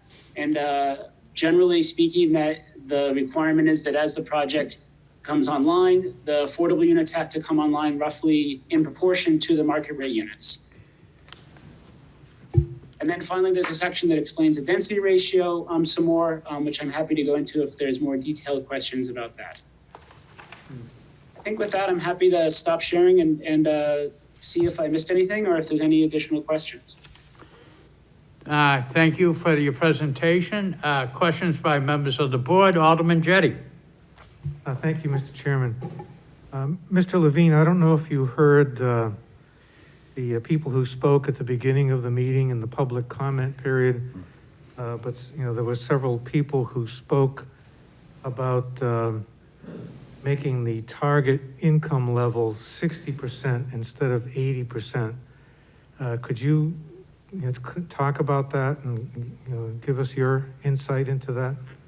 Sure. I think, there's a couple of different ways to look at that question. One is a very practical consideration, which is the percentages that are recommended through the RKG study were based on analysis of hypothetical developments and how much of the excess profit, for example, could go into subsidizing the units for which they can't collect as much rent or sale price. So that would be affected by the median income of the households moving into those units. So, if there was a decision to lower the area median income requirements, say to 60% for these units, it would probably make sense to commensurately lower the percentage required to make sure that the internal subsidy would still work. What I would suggest is that sometimes it makes sense to start with a number that maybe is a little higher than you might ultimately want to go to. And the reason I say that is that, for example, when we started our inclusionary zoning process in Portland, the inclusionary zoning requirement was at 100% of median income. And that was based on a number of factors, but one of them was honestly some trepidation about whether it would work or not. And over a couple of years, everybody realized it worked fine. And actually they have lowered the area median income requirement in the inclusionary zoning ordinance now to 80%. So I don't think there's a right or wrong answer there. I do think if you do change that number, you should consider what it means for both the fiscal analysis and then also realize that you can always adjust those numbers at a future date as well. Alderman Jettie, before you move on, I think Director Cummings has an additional information you may want to ponder. Okay? Thank you, Mr. Chairman. Tim Cummings, Director of Economic Development. I think this is a really good question and a good point that is being raised, and I know one that we internally discussed at length and struggled with. Ultimately, it's a value that this community has. And as Mr. Levine noted, there's no right or wrong answer to this. My recommendation is you start at the 80% level because we are doing something new, and it is going to take some time to get this market to calibrate to this. Once we get stabilized and there's a comfort level and we understand this, then we can look at potentially making larger strides. I think that this is a good, healthy position to take. I've seen a lot of IZ inclusionary zoning where it's at 120% of AMI. You just heard it in Portland was at 100%. We are definitely doing the best we can at 80% right now, and I would encourage you all to go in that direction. Thank you, Mr. Chairman. Thank you. Alderman Jettie, you may continue if you so wish. Yeah, I think that kind of answers my question. I just wanted to give Mr. Levine the opportunity, if he's willing, would 60% work, or does it have to be at least 80% in order to attract developers that would be interested in doing this at all? Do you have an opinion about that? Well, I would generally, I think in general, it's best to start a little conservatively, and with the analysis having been done based on the numbers that are in this ordinance, I would tend to agree with Mr. Cummings that it's probably best to start with these numbers, and as the market adjusts, which it often does, often over time, land values and other factors adjust to the market, then there could be a second look at it and perhaps then lower the number. But my recommendation at this point would be to start at this 80% number and let the market adjust over time. Okay, thank you. Thank you, Mr. Chairman. You're welcome, Alderman Jettie. Alderman Lopez. I know I'm just kind of speaking glibly here, but every time someone says, let the market adjust, it never adjusts in my favor. So my first thought is, if we can start high and then drop it low, I mean, high relatively, like I concede that as Director Cummings has said, 80% is lower than a lot of regional areas around us. Although the ones that I found were larger cities, so I have no idea how to compare that to a city in Nashua's position. It does seem like we could put it at 70%, and then if nobody's biting, nobody wants to develop in Nashua, we could raise it again. But rather than try to monkey around with the system that we're only just attempting to launch, Director Cummings or Director, actually to all three of the experts in the room, I guess, would it be a possibility to create a pilot project or a short-term add-on to this that said, okay, over the next 3 years, there's a sunset date, we want it to be this inclusionary zoning, but companies that are willing to try to do 70% get even an additional benefit, and then maybe intentionally include a sunset point so that there's a sense that if a developer is willing to do it at the 70% median income level, but needs a little bit of a push to do it, then the expiration of a special program might provide that. I'd be happy to respond. Matt Sullivan, Planning Department Manager. I think it's important to recognize as well that we have an existing inclusionary zoning ordinance in place, and it's been in place for quite some years. And the reason that that ordinance has not been taken advantage of, if you will, by the development community is that it doesn't provide adequate incentive for the income levels that we're talking about here. The current inclusionary zoning ordinance it includes density bonus for what we're calling the 60% level right now. And we have never seen the ordinance used as part of any development project. So I would argue that the pilot project that you're referring to has already been in place for some time. That said, I do think that a regular audit and review of the ordinance that we're proposing is something that we should review as a team and recommend to the board. But I do feel that 60% income is something that we've seen already is in place as part of the ordinance, and we should move towards this sort of missing middle piece that's been identified as part of the 2020 study. Okay, so you're saying that there wouldn't be any actual advantage to an additional program on top of the ordinance we're doing because we've already tried it and it's not successful? I would say that, and I would also say that one of the other issues with the existing ordinance is that it's incredibly complex. While it provides a large sliding scale, it's very complex and it's difficult to use in that manner. And I think the further level of complexity it would provide to the proposed ordinance, we potentially lose the effectiveness of it moving forward. So we should not try to staple a giant coupon onto it. Just leave it alone. Agreed. Thank you. Alderman Clay. Thank you, Mr. Chairman. I had spoken to Matt earlier before the meeting, and I had asked a question, and I think Mr. Levine actually kind of answered this question. The question that I had was, I know oftentimes that when these plans are done, they put in a very small time frame of 10 years or so, and you talked about a 50 and 60 year. I really do kind of like the idea of just putting this at perpetuity, and then if in future we needed to change that. But I think keeping an eye towards perpetuity is something that's really important. 50, 60 years goes by literally I'm 61 years old and I feel like I was just a toddler 2 days ago. Maybe I was, so, but, so time does fly, and I think that keeping an eye on the future is something we should look at as perpetuity, and I'd really like to see that included in any of the language that is used.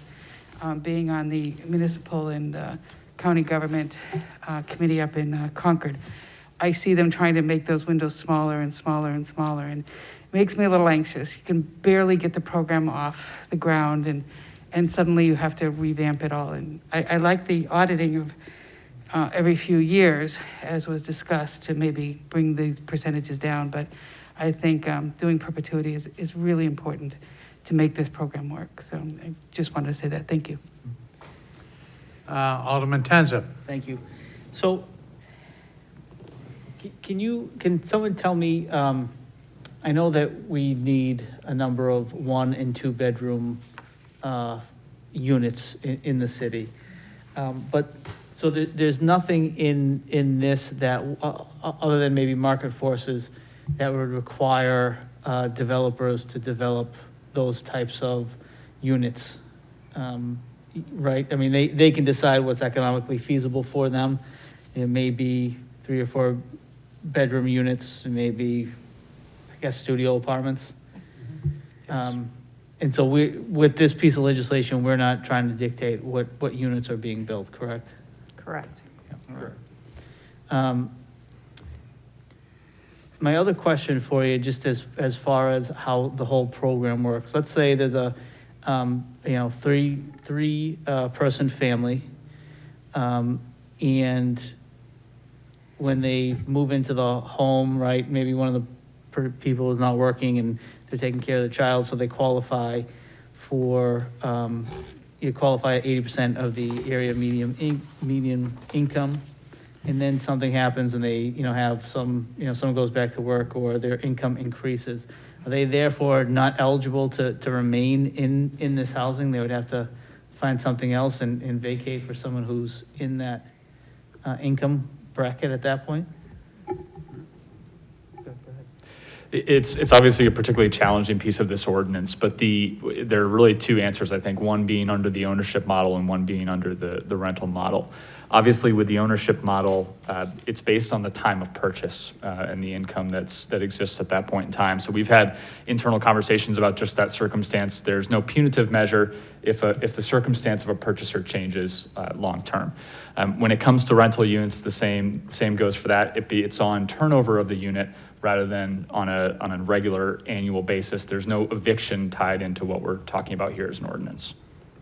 Okay. Does that answer your question? Yeah, it does. Thank you. So going back to, if I may, Mr. Chairman, just follow up. Going back to the ownership units, obviously when those folks go to sell, they're not selling at market rate at that point, right? They're selling at the maximum they could sell at is what the 80% of the AMI is at that point, correct?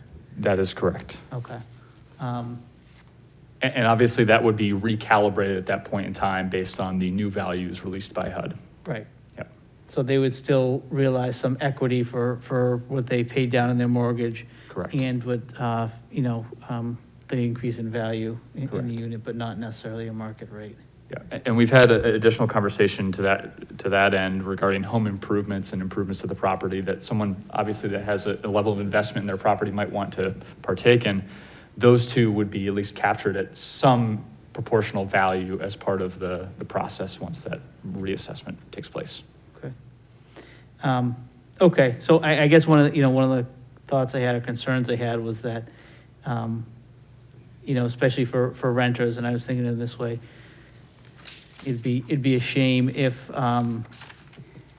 it'd be a shame if the landlord at some point says, well, your income doesn't qualify, so I'm gonna jack up your rent by $600 a month. I mean, that doesn't seem fair or in line with what we're trying to do, but, okay, so that makes sense. Is there any sort of yearly qualification for folks once they become eligible or start renting?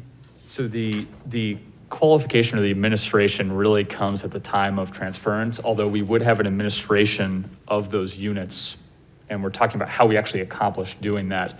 But it would really it's really critical at that time of either a changeover in lease or, again, a purchase or a conveyance of a property through the ownership process. But we would be regularly monitoring, particularly for multifamily developments, that the number of units are being maintained in the development overall. So that concern that you have about a landlord that suddenly increases the rental price of a unit, they still be required to provide the number of units originally mandated under the ordinance as part of their development in perpetuity. Okay. All right, thank you. Alderman Jettie. Thank you, Mr. Chairman. So I'm embarrassed to admit that I didn't realize that we already had an inclusionary zoning ordinance. And so what is being proposed is going to replace the current ordinance and, replace it with this one. And the biggest change is going from the 60% target to I think there are a few critical differences between the existing ordinance that we have in place. The existing ordinance has a wider range of income controls, I would say, and that's what I was speaking to earlier, in that it does have a lower income component to it. Additionally, it has very strict control periods between 20 and 30 years on that affordability that this ordinance does not. This ordinance contemplates a perpetuity protection of that purchase or rental price.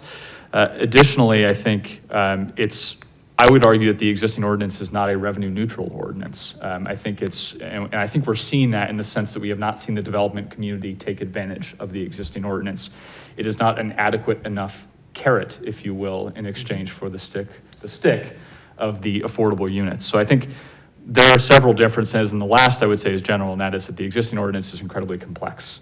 I would argue it's far more complex than what we're proposing here. So those, I think, are the functional differences. Okay, yeah, thank you. Any other? Alderman Clay. Thank you again, Mr. Chair. Kind of piggybacking on what Alderman Tenza said, and you may have answered this and I just missed it.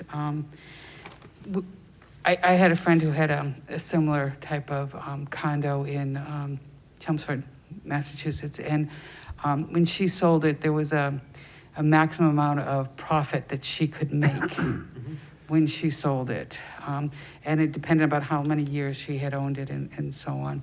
Is there something similar to that built in? Or is that all just part of the HUD? Because I do remember hers was a HUD type of deal going on.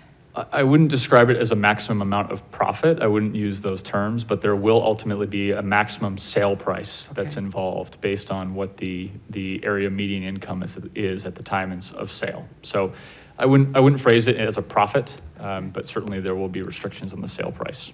May I follow up, Mr. Chair? Follow up. In her case, if I'm remembering correctly, they bought pre-construction.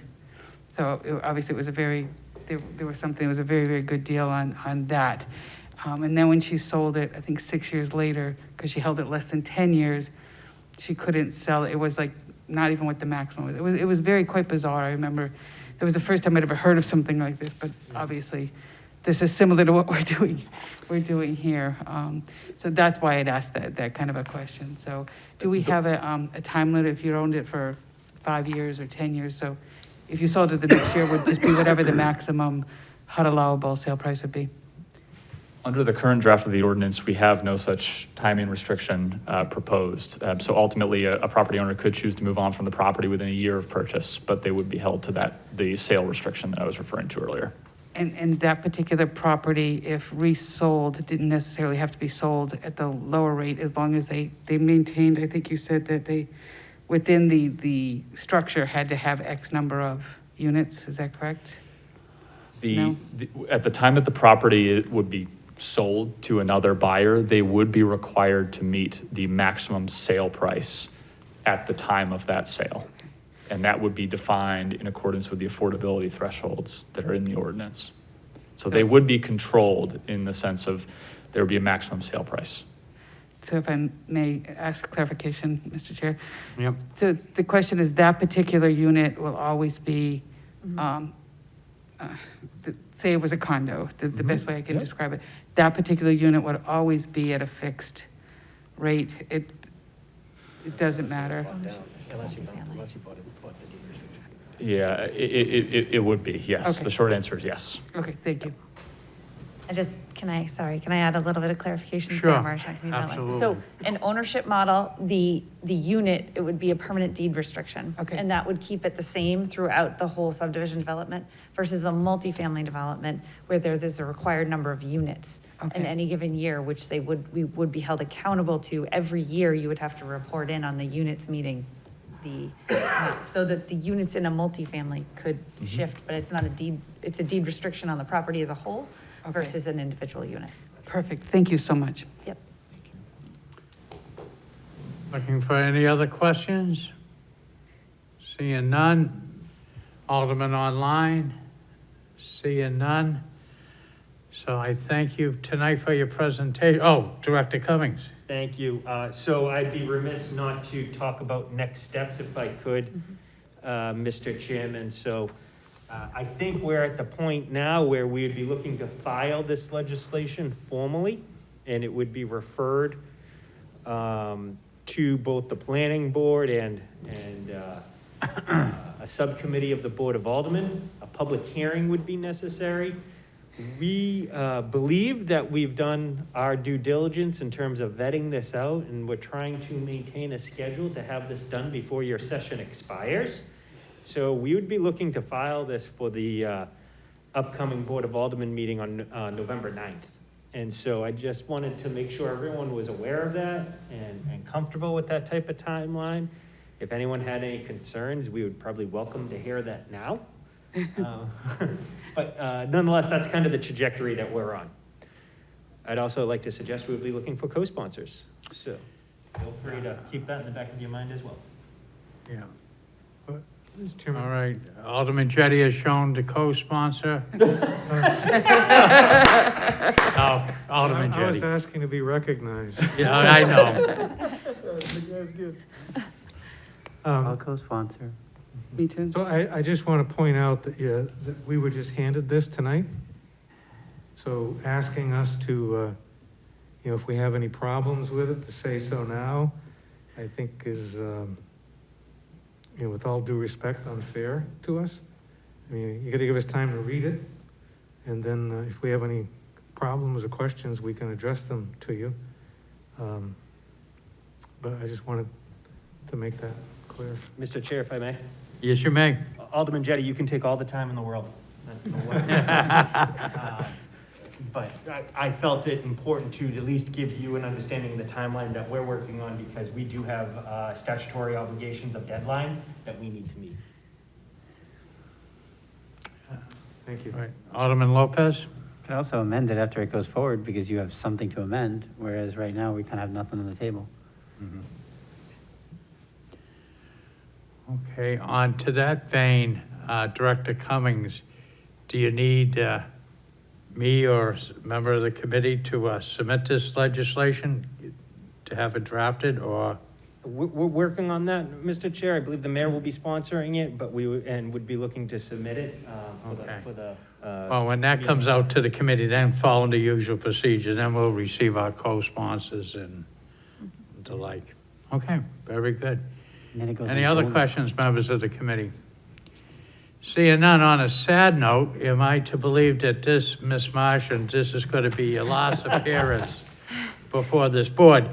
Seeing the creek don't rise, an earthquake, or the dam breaking, or whatever don't Charles say that. Lacadera used to say, but I believe so, unless there's something else that comes up between now and next week, but yes, next Yeah. week is my. well, I like to say on my behalf, we said it the other day at the meeting, but as chairman of this committee, I'm sure reflective of all members of the committee, it was our pleasure to work with you. We respected your professionalism and the work that you did in the transit and many other different things, so it's our loss, but we wish you the best of luck in your future endeavors. Good luck to you.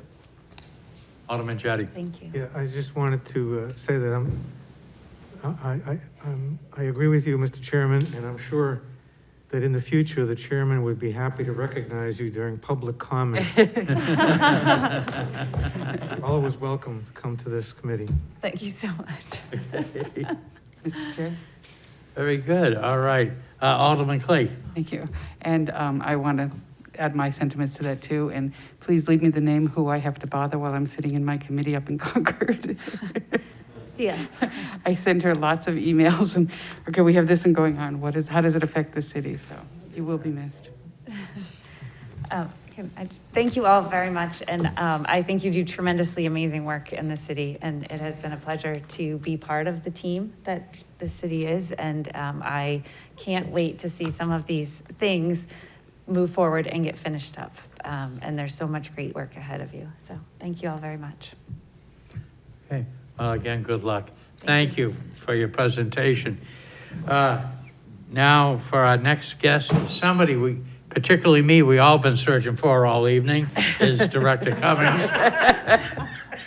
Glad he finally showed up. And Director Cummings, welcome. Thank you. I would like you to basically have a discussion with the committee, about the parking study, whether we should pursue it, various different things that you got from the Desmond people, and particularly Mr. Hill. And so without further ado, I'll turn it over to you. Yes, thank you, Mr. Chairman. For the record, Tim Cummings, Director of Economic Development, not to be confused by Administrative Services Director. We, if you recall, undertook an overnight parking study over the last year or so with a report that was given to the Board of Aldermen back in the early summer timeframe. And we had a presentation, I want to say in like an August type timeframe. And I felt it incumbent upon on myself to come back before you to have a conversation about what your appetite may be in terms of continuing the conversation. I don't think we're necessarily ready for prime time yet, but and the reason why is because there's a lot of details that we still need to work through. But if there is an interest and an appetite, I stand ready to continue that conversation and to help work through the various elements that were recommended by the consultant, and continue the dialogue and to continue the conversation. So I sent a communication to the Board of Aldermen basically saying as much. I did that specifically in the hopes to come back before the infrastructure and PEDC committees to have a more detailed conversation, and I resubmitted the report that was originally presented to the body back in this beginning of the summer of 2021. We do have an ongoing parking management study right now that's for the entire parking operations for the downtown area of the city. We will be continuing that initiative, and that will be an ongoing project, but I know overnight parking is an important issue to a lot of us here in this room, and so I felt it was you know, if a priority for you all, important that it maintains a priority for me, and we advance it faster than maybe the parking study that is currently going. So I'll leave my comments there. I would love it, Mr. Chair, if we could kind of open it up for a roundtable type conversation. Depending on this group's appetite, I would then like to go through in high-level detail the report that was previously given to you and tease out, or maybe, you know, kind of understand better some of the more specific details.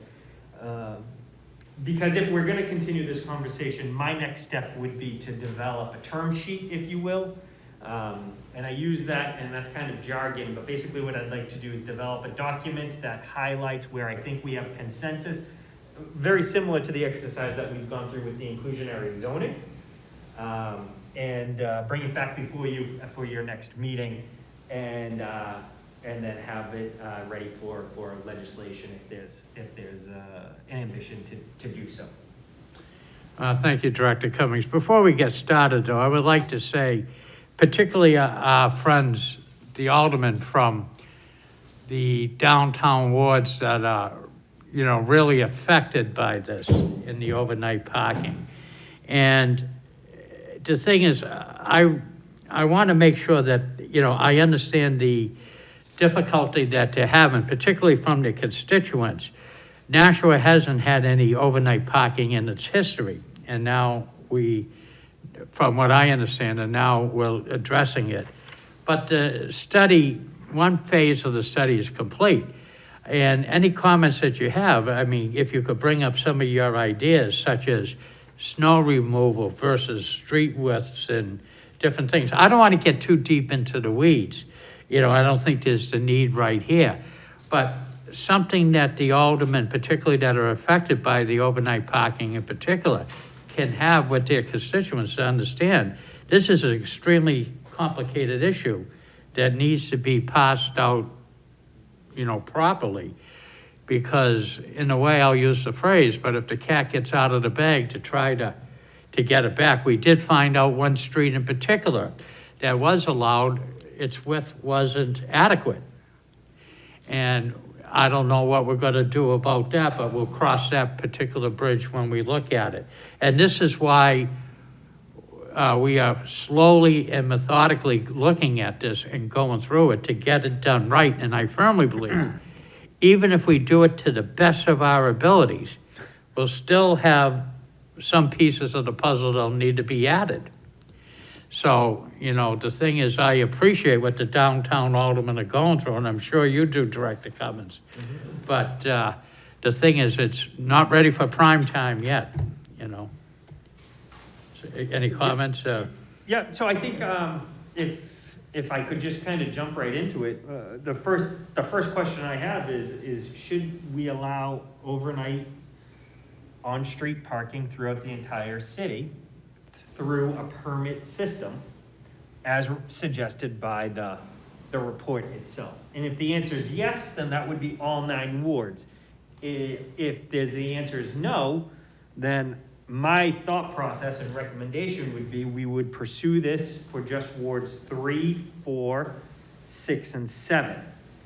I need some direction. I need someone to tell me whether this is something that we should be, the direction we should move in or not. How did I arrive at those wards? It's because I've participated in all the public participation, and I have a good understanding, I think, as to where there is an appetite to have some on-street overnight parking and where there isn't. But we could absolutely do the entire city if folks wanted to go in that direction. Again, through the permit process that was recommended in the report, which, to remind you, is to create micro districts within the ward that 2/3 of those within the district would agree that they are interested in having an overnight parking program. So that's a lot right there. Well, thank you, Director Cummings, and it is. So I would like as facilitate, and if Alderman Tensley, if you could just hold, I'll recognize you first. But to facilitate, I would like to focus our discussion for expedient purposes. We're now 9 o'clock and we do have other things on the agenda this evening. So therefore, I'd like to facilitate and say, let's talk about limiting it to the scope of wards 3, 4, 6, and 7, because I feel there is a critical need there. That needs, whether it comes to fruition or not, is one point, but the thing is, there seems to be a critical need that we've got to have to address. So Alderman Tenzer, any thoughts, in focusing the conversation on that? Yes, and so, I agree, I think with you, Mr. Chairman, that I don't think there's an appetite for overnight parking throughout the whole city. And I certainly don't think that we have the resources to do it now from a personnel standpoint. In the 3 wards that are mentioned, I would be. 4 wards. 4 wards, sorry. I would be very concerned, based on how the plan was laid out, by the consultant, because I think that it is gonna cause a lot of, I just think that's, a lot of tension between neighborhoods and neighbors, and, there's going to have to be a massive effort to educate people on how first to petition the city for parking permits on their street in the area, and then what that means, because I just think it is something brand new that the city is. Well, I don't want to say the city's never done it, because we do have some areas that overnight parking is allowed, but I'd hate to see the overnight parking become what it is in some other areas where, parking is seen as a right, I guess, and not a privilege. That's a really good point. So I just think, I don't think, quite frankly, this is something that should be rushed into by the end of the term, and I think it's something that needs to be studied further. Thank I you for agree. that feedback. Keep it on that focus, Alderman Lopez, please. So I was going to echo Alderman Tentz's sentiments, but with a slight twist. As one of the wards that's being referred to, as Alderman Tentz pointed out, we have had overnight parking. We've had it since I became alderman, and before that when it was a pilot program. So citywide, I don't know who proposed that in the first place other than the study, but citywide, maybe there has not been overnight parking. But for a lot of the people right now in my ward who are looking for overnight parking, their neighbors have had it for years, and this is something that they consider a right that's being denied to them. So that's why I particularly feel a sense of urgency, because in bringing forward petitions that were brought to me by constituents, they were tabled at the infrastructure committee. So these are people who went to their elected representatives, asked for support. Our committee decided we were going to study overnight parking citywide. So that's where the urgency comes from for people who are in Ward 4 who have seen overnight parking and don't understand why they can't have it. But I also agree with Alderman Tenza that the same system won't really work for everybody. I have some specific concerns about some of the streets that have asked for overnight parking and their physical ability to implement some of the recommendations from the study. Specifically the 5-year commitment, and specifically their barrel full of monkeys approach to, you have to assemble a group of neighbors in order to create a zone. That's not going to work for some streets. Some streets have a whole bunch of public housing on one side, a whole bunch of private parking on the other, or private residences on the other, and where you could put the parking, you don't have the residents. So in the denser neighborhoods, I don't think that strategy would work. The reason I differ from Alderman Tenza is I feel like that if we were to adopt a citywide process, we could potentially adopt the recommendations that the study presented citywide, because most of the city isn't going to be that invested in having it. They're not going to try to create large coalitions, and if they were trying to create parking overnight in their neighborhoods in areas that are too rural to really need it, then they would need that level of community buy-in and support, and it would be similar to a pilot program where you would want to try it out for 5 years. So in my opinion, outside of Ward 4 and the downtown areas, a lot of the recommendations may be feasible, but I don't think the recommendations for how to implement the program and operate it in an ongoing way will work downtown where it's needed the most. Thank you, Alderman Lopez. I would like just to say this. I'm going to recognize Alderman Clee next. But however, it's a good segue because it does affect her particular ward. I don't want to mention the street. But there was a street that was done by the pilot program that now the professionals have looked at and have said, there's no way that you could park there. So this is what happens when you, I don't think there was any malice or anything else, but this is what happens when you go blindly into the good night without having the experts come in and take a look. This is going to need to be addressed street by street by street, particularly in your ward, the French Hill area. There's a lot of complex issues with that. So if Alderman Clee, I do see a wave over there with Director Cummings, Absolutely. I'll refer to him, and then I'll come right back to you. But I just want the public to know there is nothing negative. I mean, I would like to push this forward in this focal group of looking at these 4 wards. There's the need there. But at the same time, we got to do it correctly because there's got to be streets that it would be illegal, not recommendation by the professionals to park there. Where are those people going to park? So there's a lot to address. In other words, somebody that has 2 streets over is going to be receiving the cars of that particular street. So it's a lot to chew. So Director Cummings on that. No. Thank you, Mr. Chairman, and I'll keep my comments brief because I want to hear from you. But I just was going to suggest that if you don't do the district approach, the micro district approach as suggested, I don't think we're going to have the capacity to be able to execute it appropriately. We can't just wave a wand and say all of ward, whatever ward that is, will now have on-street overnight parking because of the technical difficulties that will arise. And we're going to need to have some sort of vetting process. And it appeared from the outside that by democratizing this seemed like the right approach because therefore no one is being appointed as the arbiter of saying who gets on-street overnight parking and who doesn't. If it met the criteria, there was a community block by block interest, then we could develop a district that met that and we could proceed. I just caution everyone to do that holistic district approach. One, you'll create a culture where on-street overnight parking will be thought of as a right. So that's just a trade-off that you need to understand. And 2, I don't know internally whether we'll have the capacity to make those evaluations in a timely manner. Alderman Clee. Thank you. You've addressed kind of some of the things that I had said as you did, Mr. Chairman.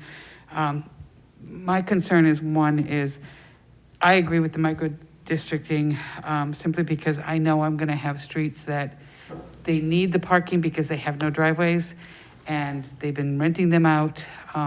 Recently, I met a very lovely woman who had just moved in to her unit and said to me, I can just park here, right? And I said, no, you gotta get a parking permit. Oh, my landlord, and that was her first day. My landlord told me I can park on the street. I said, you can until midnight. You have a 2-hour window between 12 and 6, and that's it, unless you have a parking permit. And I can't guarantee that you can find a space on this particular street. At that point, I wasn't really sure if that street was in it, as it turned out it was. These are some of the issues that we have in Ward 3. Mr. Chairman, you had mentioned having streets that already currently have overnight parking that may lose it. I understand, and I understand that that may be a recommendation, but these are people that have been living there for some period of time. We just can't take parking, so we have to build that in, whether we have to grandfather that street in and say after so much time, I don't know how we're gonna do it, but we are gonna have to work it.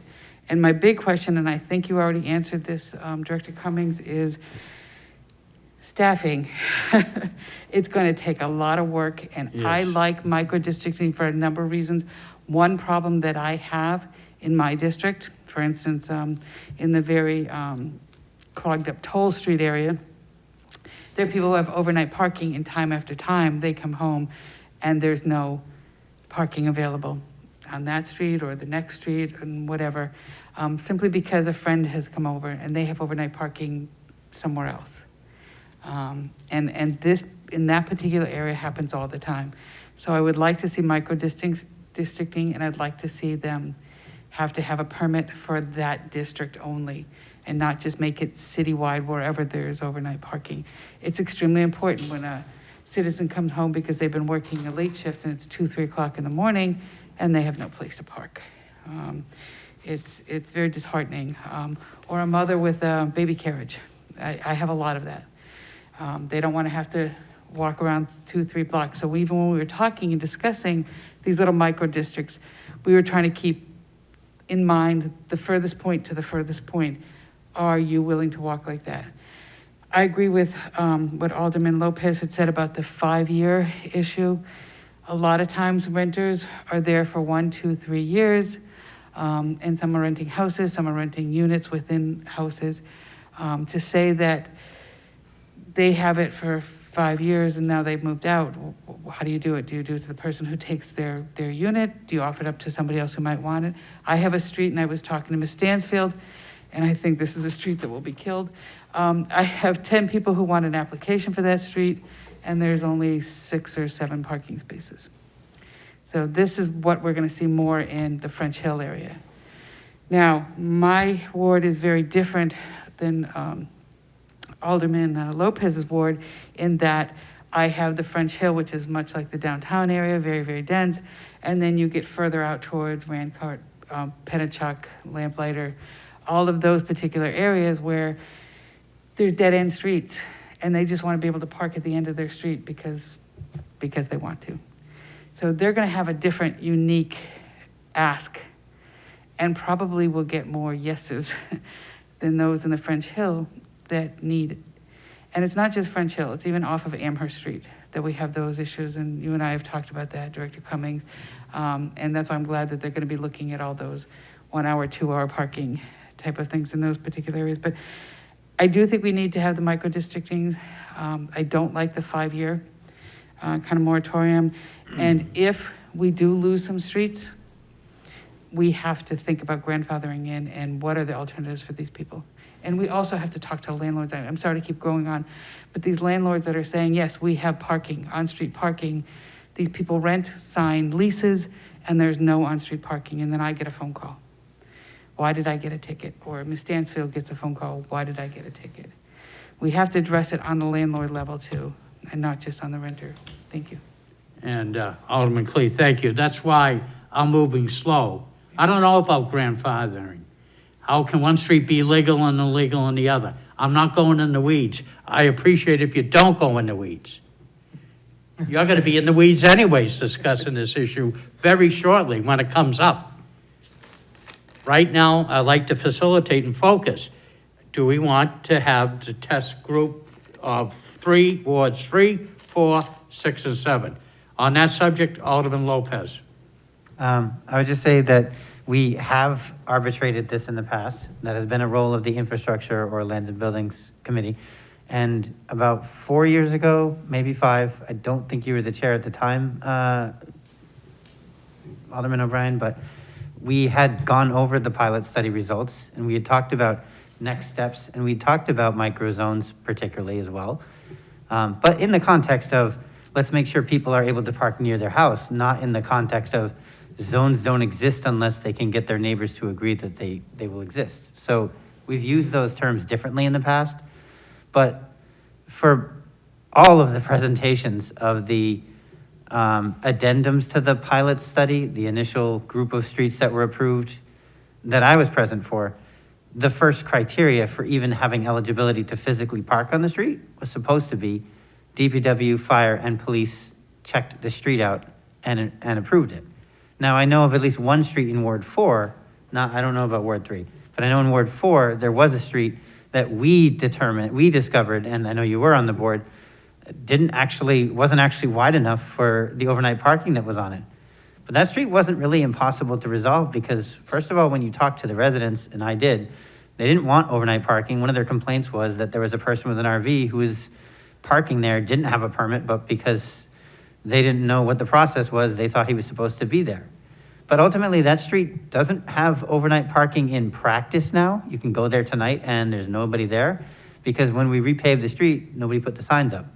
So that suggests, by example, that if we discover that we approved a street that was not appropriate, it's not that difficult to change. You can stop selling the permits to it, not mark the spaces out, and then if people did want them, the current system that we've used under the piloting program doesn't combine the parking spaces and the permits, it separates them. So some streets can have access to overnight parking as long as there's a nearby street that has adequate capacity. I don't think that's the same situation as Ward 3 because the pilot study was initially done in Ward 4, so we have even still a larger parking capacity, even though we have a larger need. So because only a couple of streets were approved as an addendum to the original pilot study, Ward 3 may be in a different situation than Ward 4, where they have people who can't park anywhere near their houses or because other people are coming to visit because there isn't enough capacity for the people in that neighborhood to actually park. So that was kind of where I thought the parking study would be looking, is what neighborhoods actually would have people apply for overnight parking. What neighborhoods have the street capacity to put it on their street, and what does that look like? A lot of the suggestions that we looked at from the feasibility study is not exactly what I anticipated the study presenting. The current system that we have at least makes it so that you can decide whether or not you're talking about a car parking on the street or whether you're talking about a person being eligible to apply. So for Director Cummings, as a recommendation, if you were looking at micro-distancing or micro-districting, if you limited it to the proximity of the parking that is approved, not necessarily in terms of whether or not we should approve parking, that would be much easier for me to apply in Ward 4 because it makes the same amount of sense to me that if you're gonna have, zone green 1 be all of the number streets, then that's the only place people from that area that have parking passes can park. That's a different prospect than saying 11th Street and 8th Street have to join forces and get the right number of people in order to create a zone over there. So I think some of the recommendations and the terms that were used by the study aren't the way that the existing system has been used in Ward 4. And so that's why I would have a problem with changing the system to something new in Ward 4. Yeah, we're in the weeds, but go ahead, Alderman. I mean, Director Cummings. Thank you. I just want to clarify, it's more of the former of what you described, not the latter. So, if I'm understanding it correctly, it's exactly what you initially stated about the numbered streets. It would be, in theory, the number streets treated as a district. And if you were in that micro district, then you'd be able to park within that micro district. That's how it is intended. And so I think that should alleviate maybe some of your concerns that you. Well, what we just did is we identified streets in a neighborhood and said that would be a zone. And that I'm comfortable with. I feel like that's well within the scope of aldermanic authority and the job of the infrastructure committee and economic development's ability to plan. What concerned me was when the feasibility study was suggesting that in order for us to actually consider it, they would first have to have groups of neighbors organized. That I don't think is going to happen, especially in Ward 4, because we have way too much neighborhood turnover. People move around too much. So again, if I may, Mr. Chairman. Yeah, well, I want to limit because you're bringing up Ward 4, but keep in mind, if we finally get to the question at hand, you can dutifully represent Ward 4 with all your questions on how to get this, but Director Cummings, well, with go respect, ahead. Mr. Chair, you keep saying that you're listening to the local wards, and this is what we're saying. I only represent the local wards. The question before us, Alderman Lopez, for the third time I asked, do we want to go to the the group of having the study? That the question I would like answered, and I think Director Cummings needs to have answered, is do we want to study 3, 4, 6, and 7? We can get into particulars as we move forward in the nuts and bolts of everything, but that's something farther down the road. What Director Cummings is looking for this evening, and the question at hand, is to have it, should he focus on 3, 4, 6, 7? And that's why I would like to have that.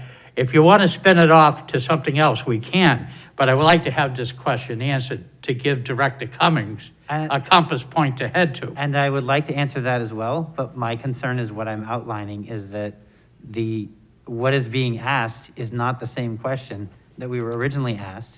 And when we say, do we want to focus on these downtown wards or whatever, as Alderman Tensa pointed out earlier, the whole city has different priorities. So if we're talking about that, and I guess Director Cummings can clarify this, if I'm misunderstanding the districts, if we're talking about what will work in Ward 4, then changing the entire process for asking for overnight parking isn't necessarily going to work for Ward 4.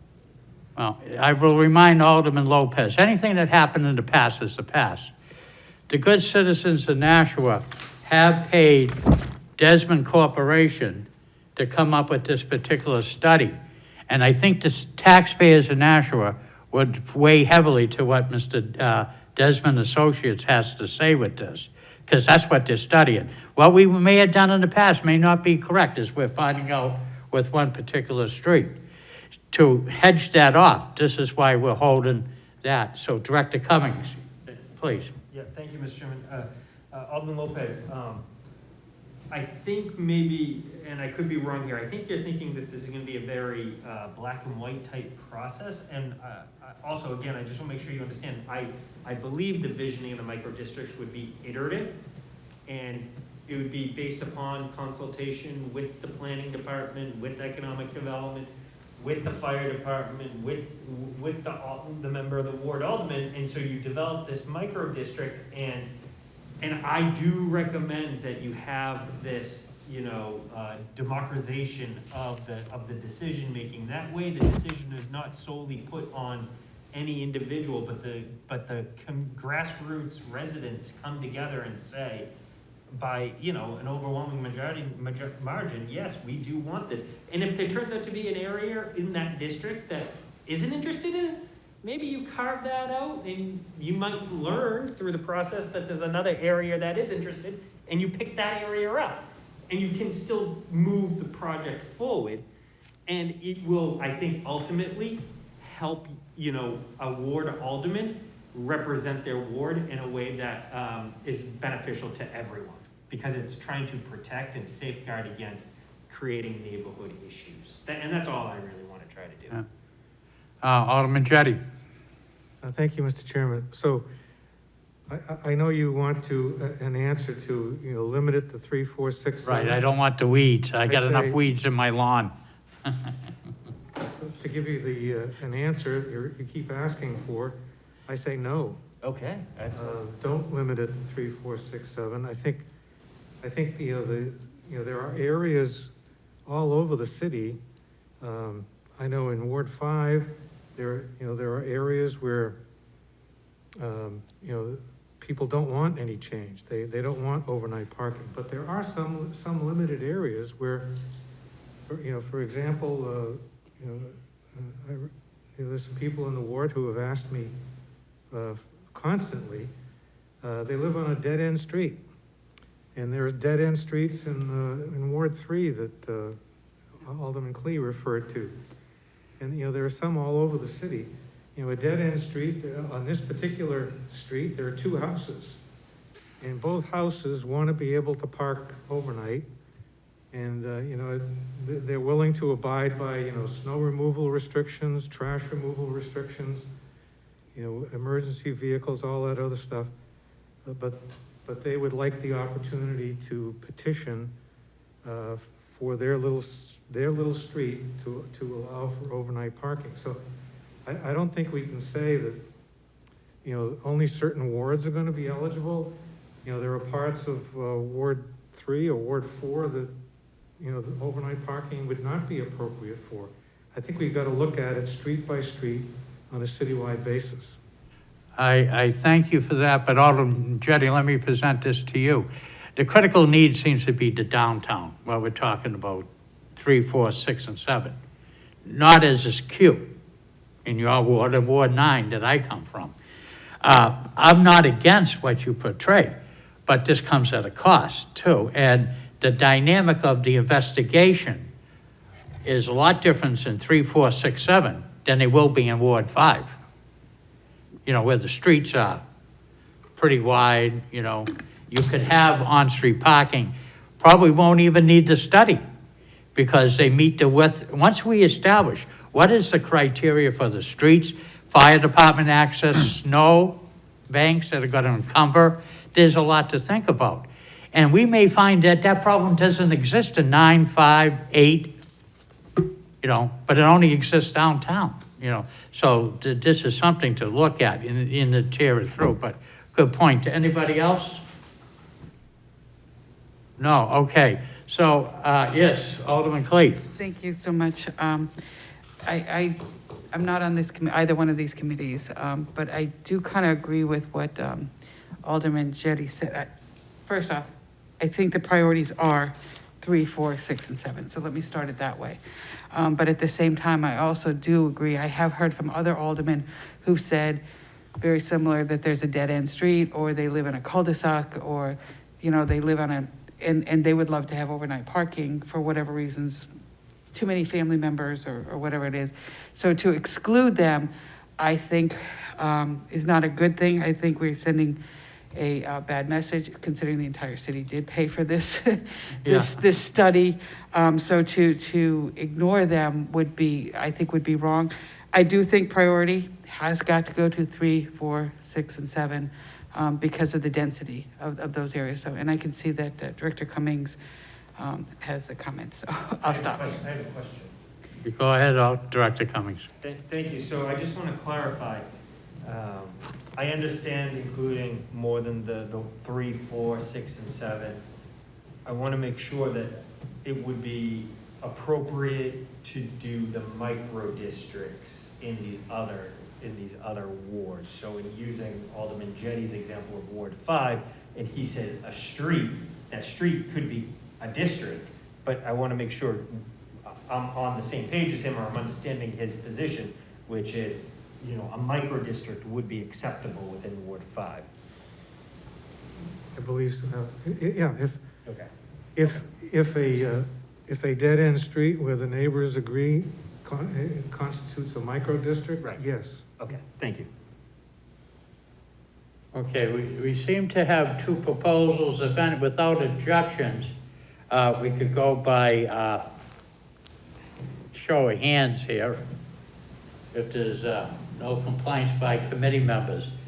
Option 1, which we will call it, will be having a micro-district of 3, 4, 6, 7. Option 2 will be the Jettie, where it would encompass the citywide. That sounds fair, Alderman Jettie? Yes. Okay. With a show of hands then, all those in favor of option 1, raise your hand. Okay, option 2. So I can't vote on that, but I would go for option 2. So I apologize, Mr. Chairman. I suppose I would vote for option 1, just to keep with the. You will go with option 1. Okay. I'll call it again because we didn't get hands on both from Alderman Lopez and. I'm not going to vote for either. Huh? I'm not going to vote for either. I thought that was very clear. Hence why we haven't been able to make progress on Okay, this issue. we'll mark you as the Well, asking abstain. for my opinion and then asking me to vote on something while trolling the vote around so that I can only vote for something which I've expressed is not a good idea for Ward 4, that's not asking my opinion. I'm sorry you feel insulted. I'm trying to facilitate a meeting. The others seem to be working as a team.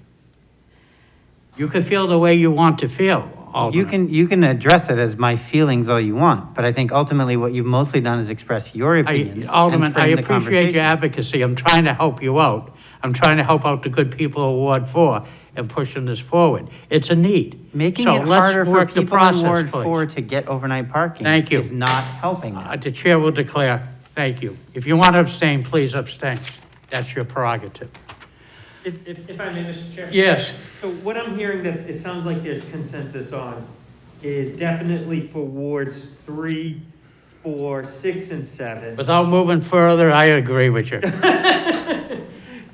Without any other issues, right. Though I will say, Mr. Chairman, there sounds like there is an appetite for maybe some of the larger wards as a micro district.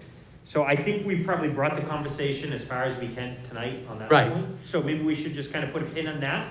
And there's a couple other items that I'd like to kind of talk about with the group. One is so I get an understanding of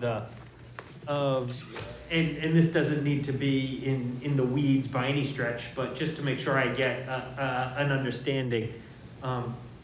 Is there an appetite by the group to make sure that we make the permitting fee something that is sustainable? Or should we be looking to kind of keep it like the way we do right now, which is at a lower dollar amount? And I don't want to put a particular dollar amount out there, but are you willing to entertain something that is a little bit more in terms of covering the cost type program? Or more along the lines of, how we're doing it right now? If I may interject, and so for your consideration, it's going to be an increase of staff no matter what happens here. So therefore, where's the money going to come from the staff? This has somewhat of a possibility of maybe, but not guaranteed, to be self-supporting, and how is that self-supporting? Much like with the meters and, money's coming in. Correct me if I'm explaining it wrong. But, so therefore, in looking at that, we don't even know if we need a tow truck. But it's been somewhat debated, okay? And this is how big the problem is. It's not minuscule. It's not just one little ward. It's a bigger problem. So in looking at that, because what are we going to do in the example, snow removal? I hate to see it turn in. I want to go substantial. The reason is I don't want to turn into Main Street where somebody goes in and says, oh, I got a $25 ticket, but that's okay. I don't have to move the car for the day. And then, it gets to that point, because then you're going to have the scofflaws. So it got to have some teeth. Okay. What it is, I don't know. But you could, others want to come out on it, come and speak on it? Are we allowed to say no? Like if I don't want to raise the prices of overnight parking? So You want to vote, Alderman Lopez? Yes. We can most certainly have a vote. Okay. Yes. But any discussion? We're not ready for you yet. Any discussion? Alderman Jettie. So my thoughts are that, I would rather it be a fee that's appropriate considering the cost. On the other hand, I know that there are, parts of the city where, this could be a burden. I don't want it to be a burden on the low-income people, so maybe, a sustainable fee, if that's the right term to use. Yep. But with, the provisions where lower-income people can get some kind of a Yep. discount or partial exemption or something of that nature. That happens. Okay. Any other? Alderman Tenson? I concur with Alderman Jettie. Yeah, I do too, yeah. Alderman Cleve? In essence, I'm going to concur also with Alderman Jettie. I can tell you that I did speak to a number of people in my ward. When those that don't have it found out what the actual cost was, they were astounded how low it was. And I asked them, would you be willing to go up a little bit, 2-3 times that? And all of them said yes. They also understood the rising fee of if you have more than one vehicle. In other words, one may cost X dollars and the next one may cost a little bit more if you have 2 vehicles. And I have a number of constituents who have multi-vehicles, and they did answer to that. But I also agree with what Alderman Lopez is saying, is that there are some people that every penny counts. And whether it's $10 or $100, so having some type of income feasibility, as I think Alderman Jettie brought up, I think is important.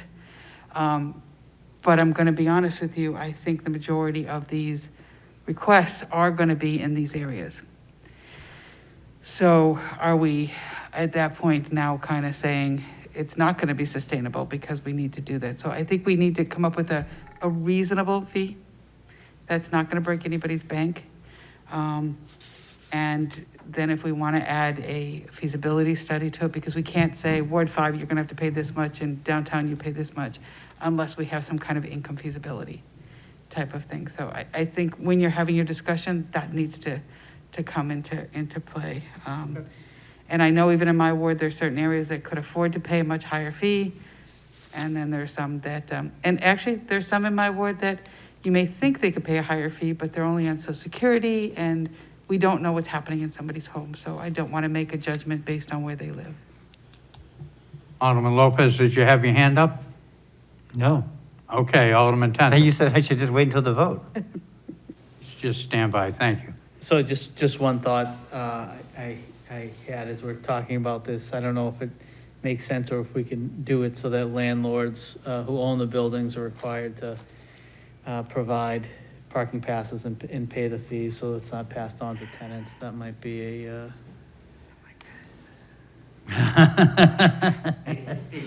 We're back in the weeds. I don't want to get into the weeds. Yeah, but I will say it's called out in the report that we don't do that.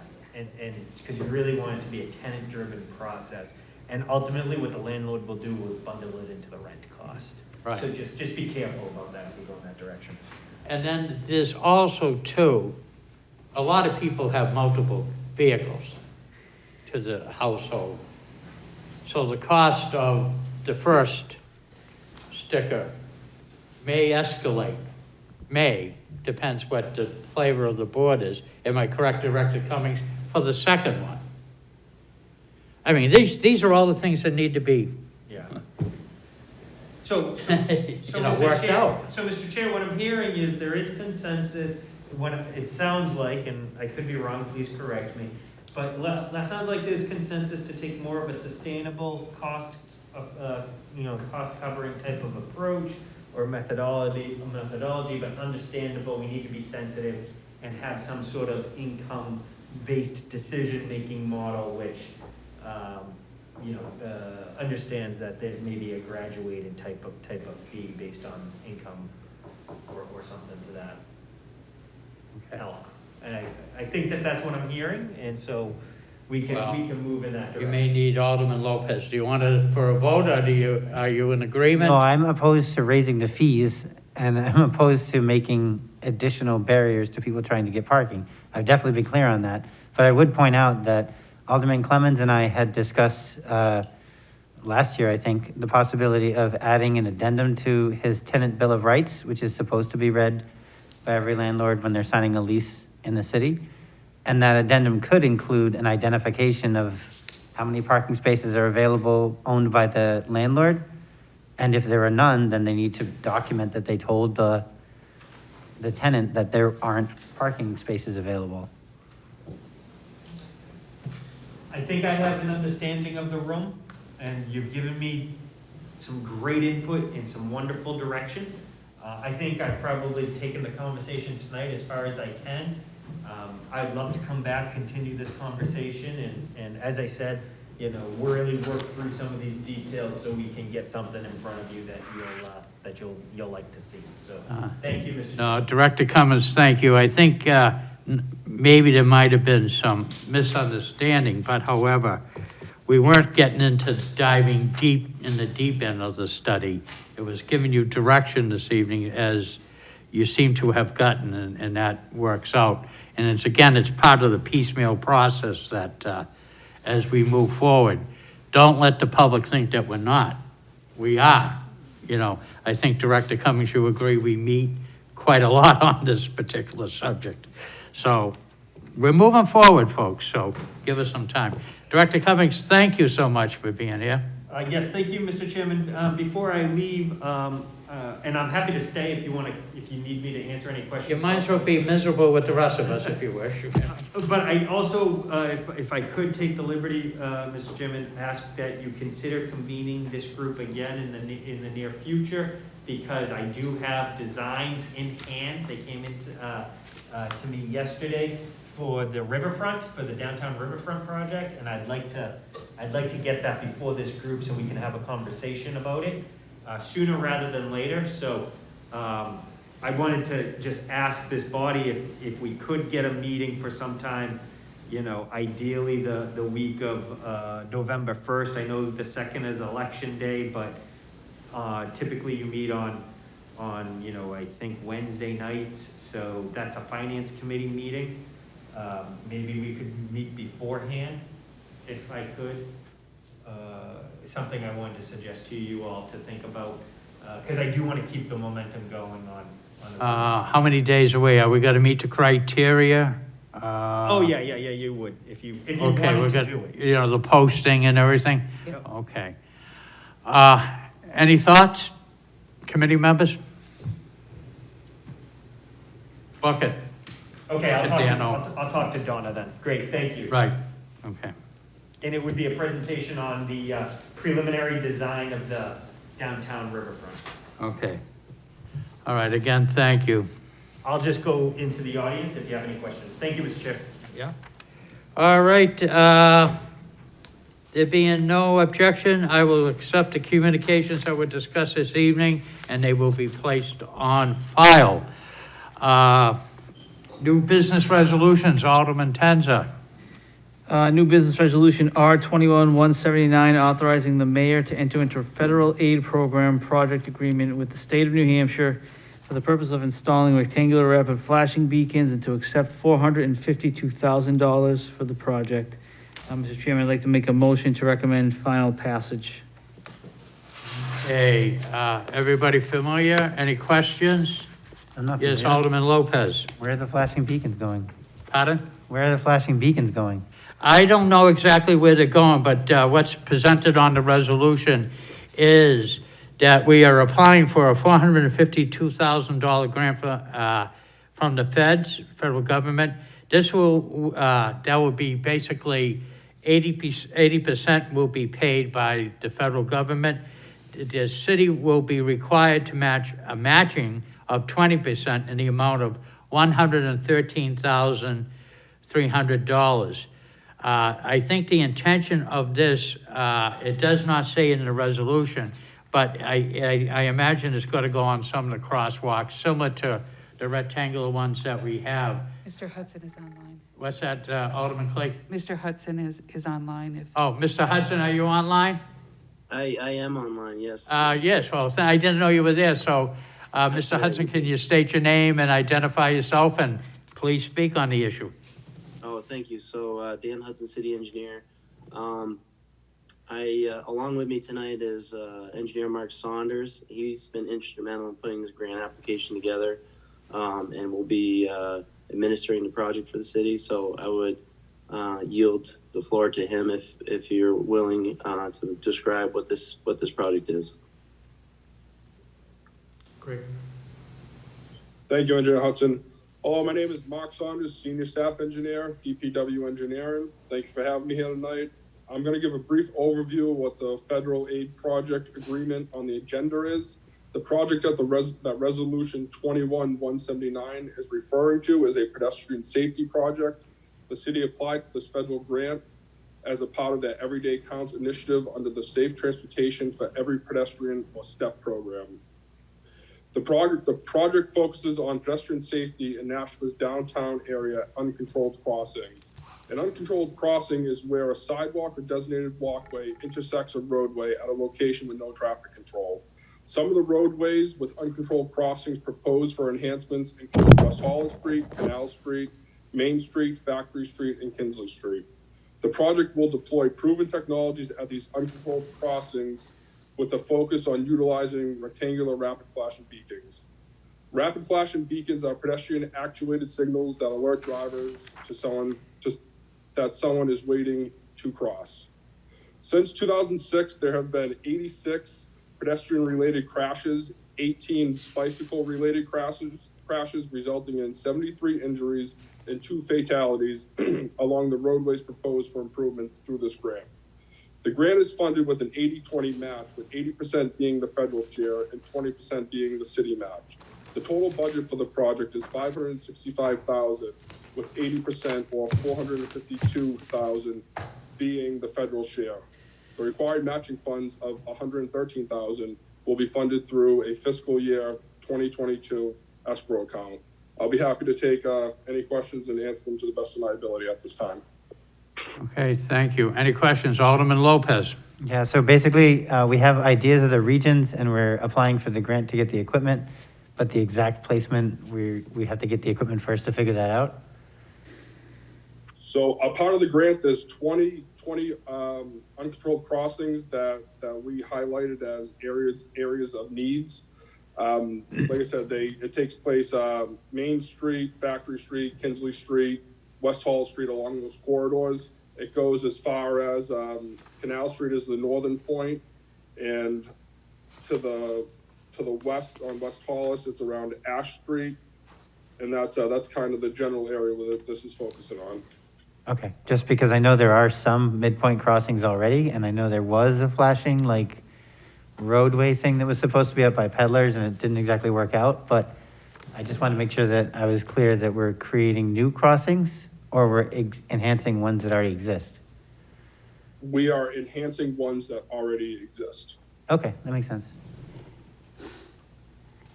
Any other questions, members of the committee?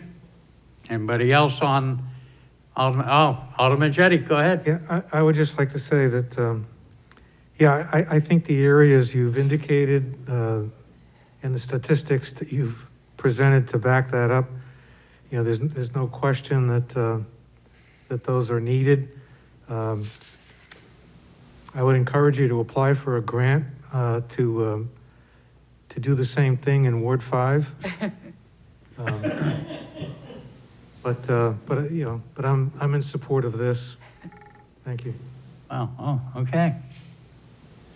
Any other comments? I do have one. When you say rectangular signs, I noticed in the city of Concord, and to me it's been something that I noted, particularly in the downtown area. People don't really see the hand and the crosswalk. They're not really looking. They have the red. The law says you can turn on red. But if you've been up to Concord, there's a rectangular sign that comes up on the red light that tells you, tells you to stop because it won't allow you to turn right on red at that particular time because the crosswalk has been activated. Is that something that may be looked at in the future with this type of program? So Mark, I'll handle that one. What you're talking about is actually crossings at signalized intersections. And there are those technologies where if a walk button is pushed, a no right turn comes up to prohibit right turns on red. That's a different type of thing. What this grant is going to cover is the yellow flashing beacons where you push a button and they flash.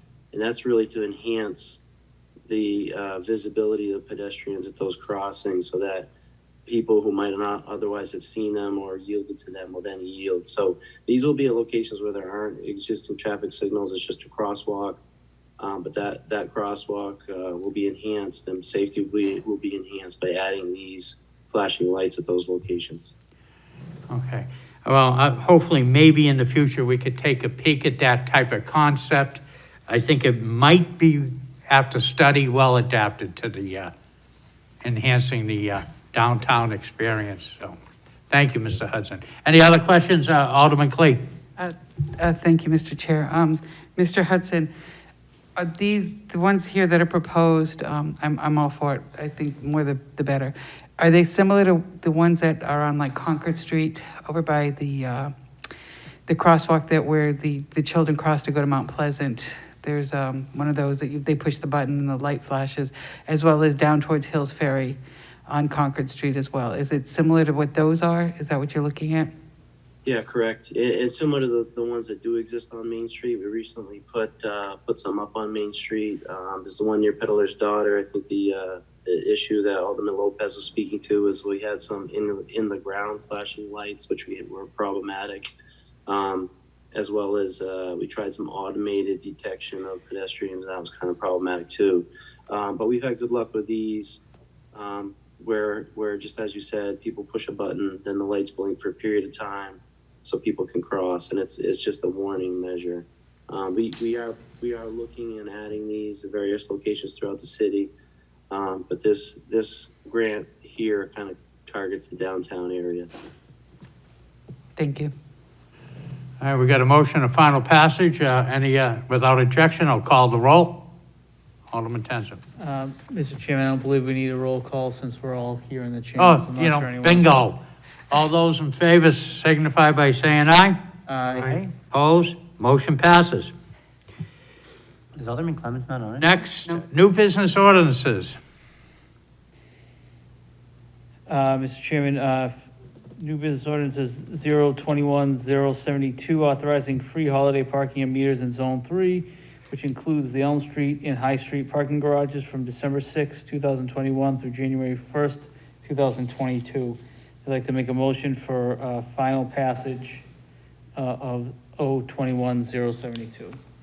This fits in, so you remember, within traditional of approving it in Zone 3.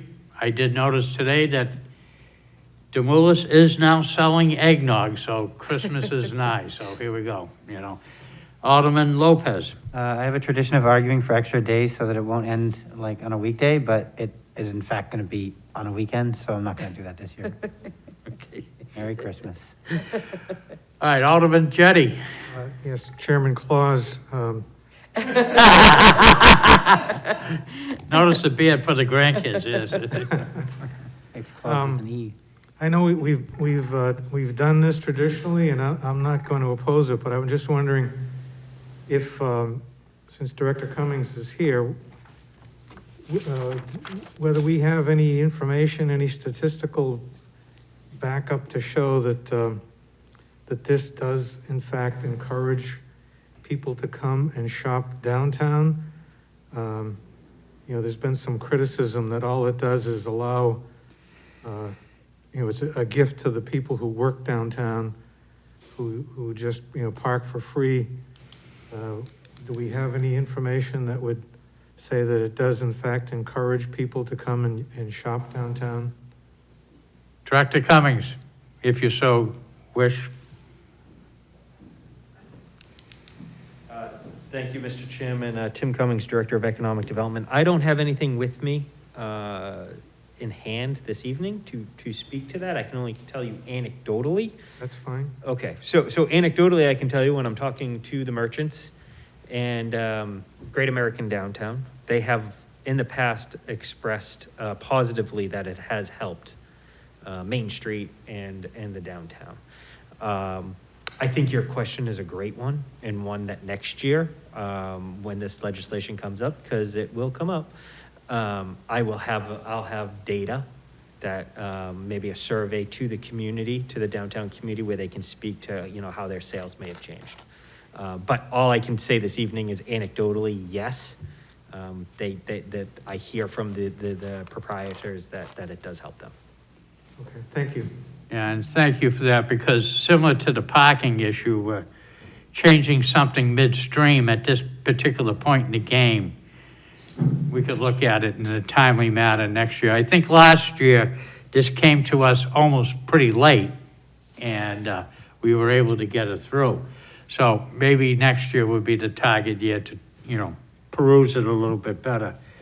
Any other comments? Okay, seeing none. Put your Santa hats on. All those in favor signify by saying aye. Aye. Opposed? Motion carries. There's items that have been tabled in committee. There's been no showing to have any removed from the table. General discussion. I will say this. I know it's almost 10 o'clock. I appreciate you all for being here. We got a lot done. This was supposed to be a light month, but then it turned in. And it's so good to be with our good friends of our sister committee of PEDC, wherever it may be, you know. But I'm glad that to share the committee and recognize their chair, Alderman Tenzer. Any other comment? Okay, public comment. Nobody's, oh, yes, Mr. Keating, please. Again, identify yourself, please. Right, name is Bob Keating, 5 Coburn Woods, Granite State Organizing Project. So I'll make it very brief. You've been here a long time, and just a full discussion on many items. I spoke to Community Director Sarah Marchand, and I also spoke to Planning Director Matt Sullivan just as they were leaving. I want to clarify something that wasn't discussed in the presentation, that one of the biggest difference between this proposed inclusionary zone and the present one in our zoning is this is mandatory. So no developer has used this at all for anything. So the issue about 60, 80% or whatever, it was not used. It was a voluntary program. This is mandatory. You see the density bonuses on it. So that's a significant way of thinking about these things. And the second is that the bonus density is based on this 80%. You can just modify that depending upon what percentage you decide for the houses. So if it means the developer gets less money for this for an ownership or for a rental, you just change the bonus density and the amount of money. So that's the equation that you use. So clear, it's not been mandatory. That's big, that's huge. So if you're gonna build here, you're gonna have to follow this. And secondly, you just can change it based on what the numbers, so that it's at least neutral for the city and it's at least neutral for the developer, so there's no cost to them. So that's that. Thank you. Thank you, Mr. Keating. Looking online, I do not see anybody else online. Any remarks from Alderman? Seeing none. There's no reason for non-public. Alderman Tenzer. I'd like to make a motion to adjourn. The motion to adjourn is always in order, so therefore, all those in favor signify by saying aye. Aye. Opposed? Nay. Motion carried. The chair's in question. No, he's not. The meeting is adjourned at 10:01 p.m. Thank you all again.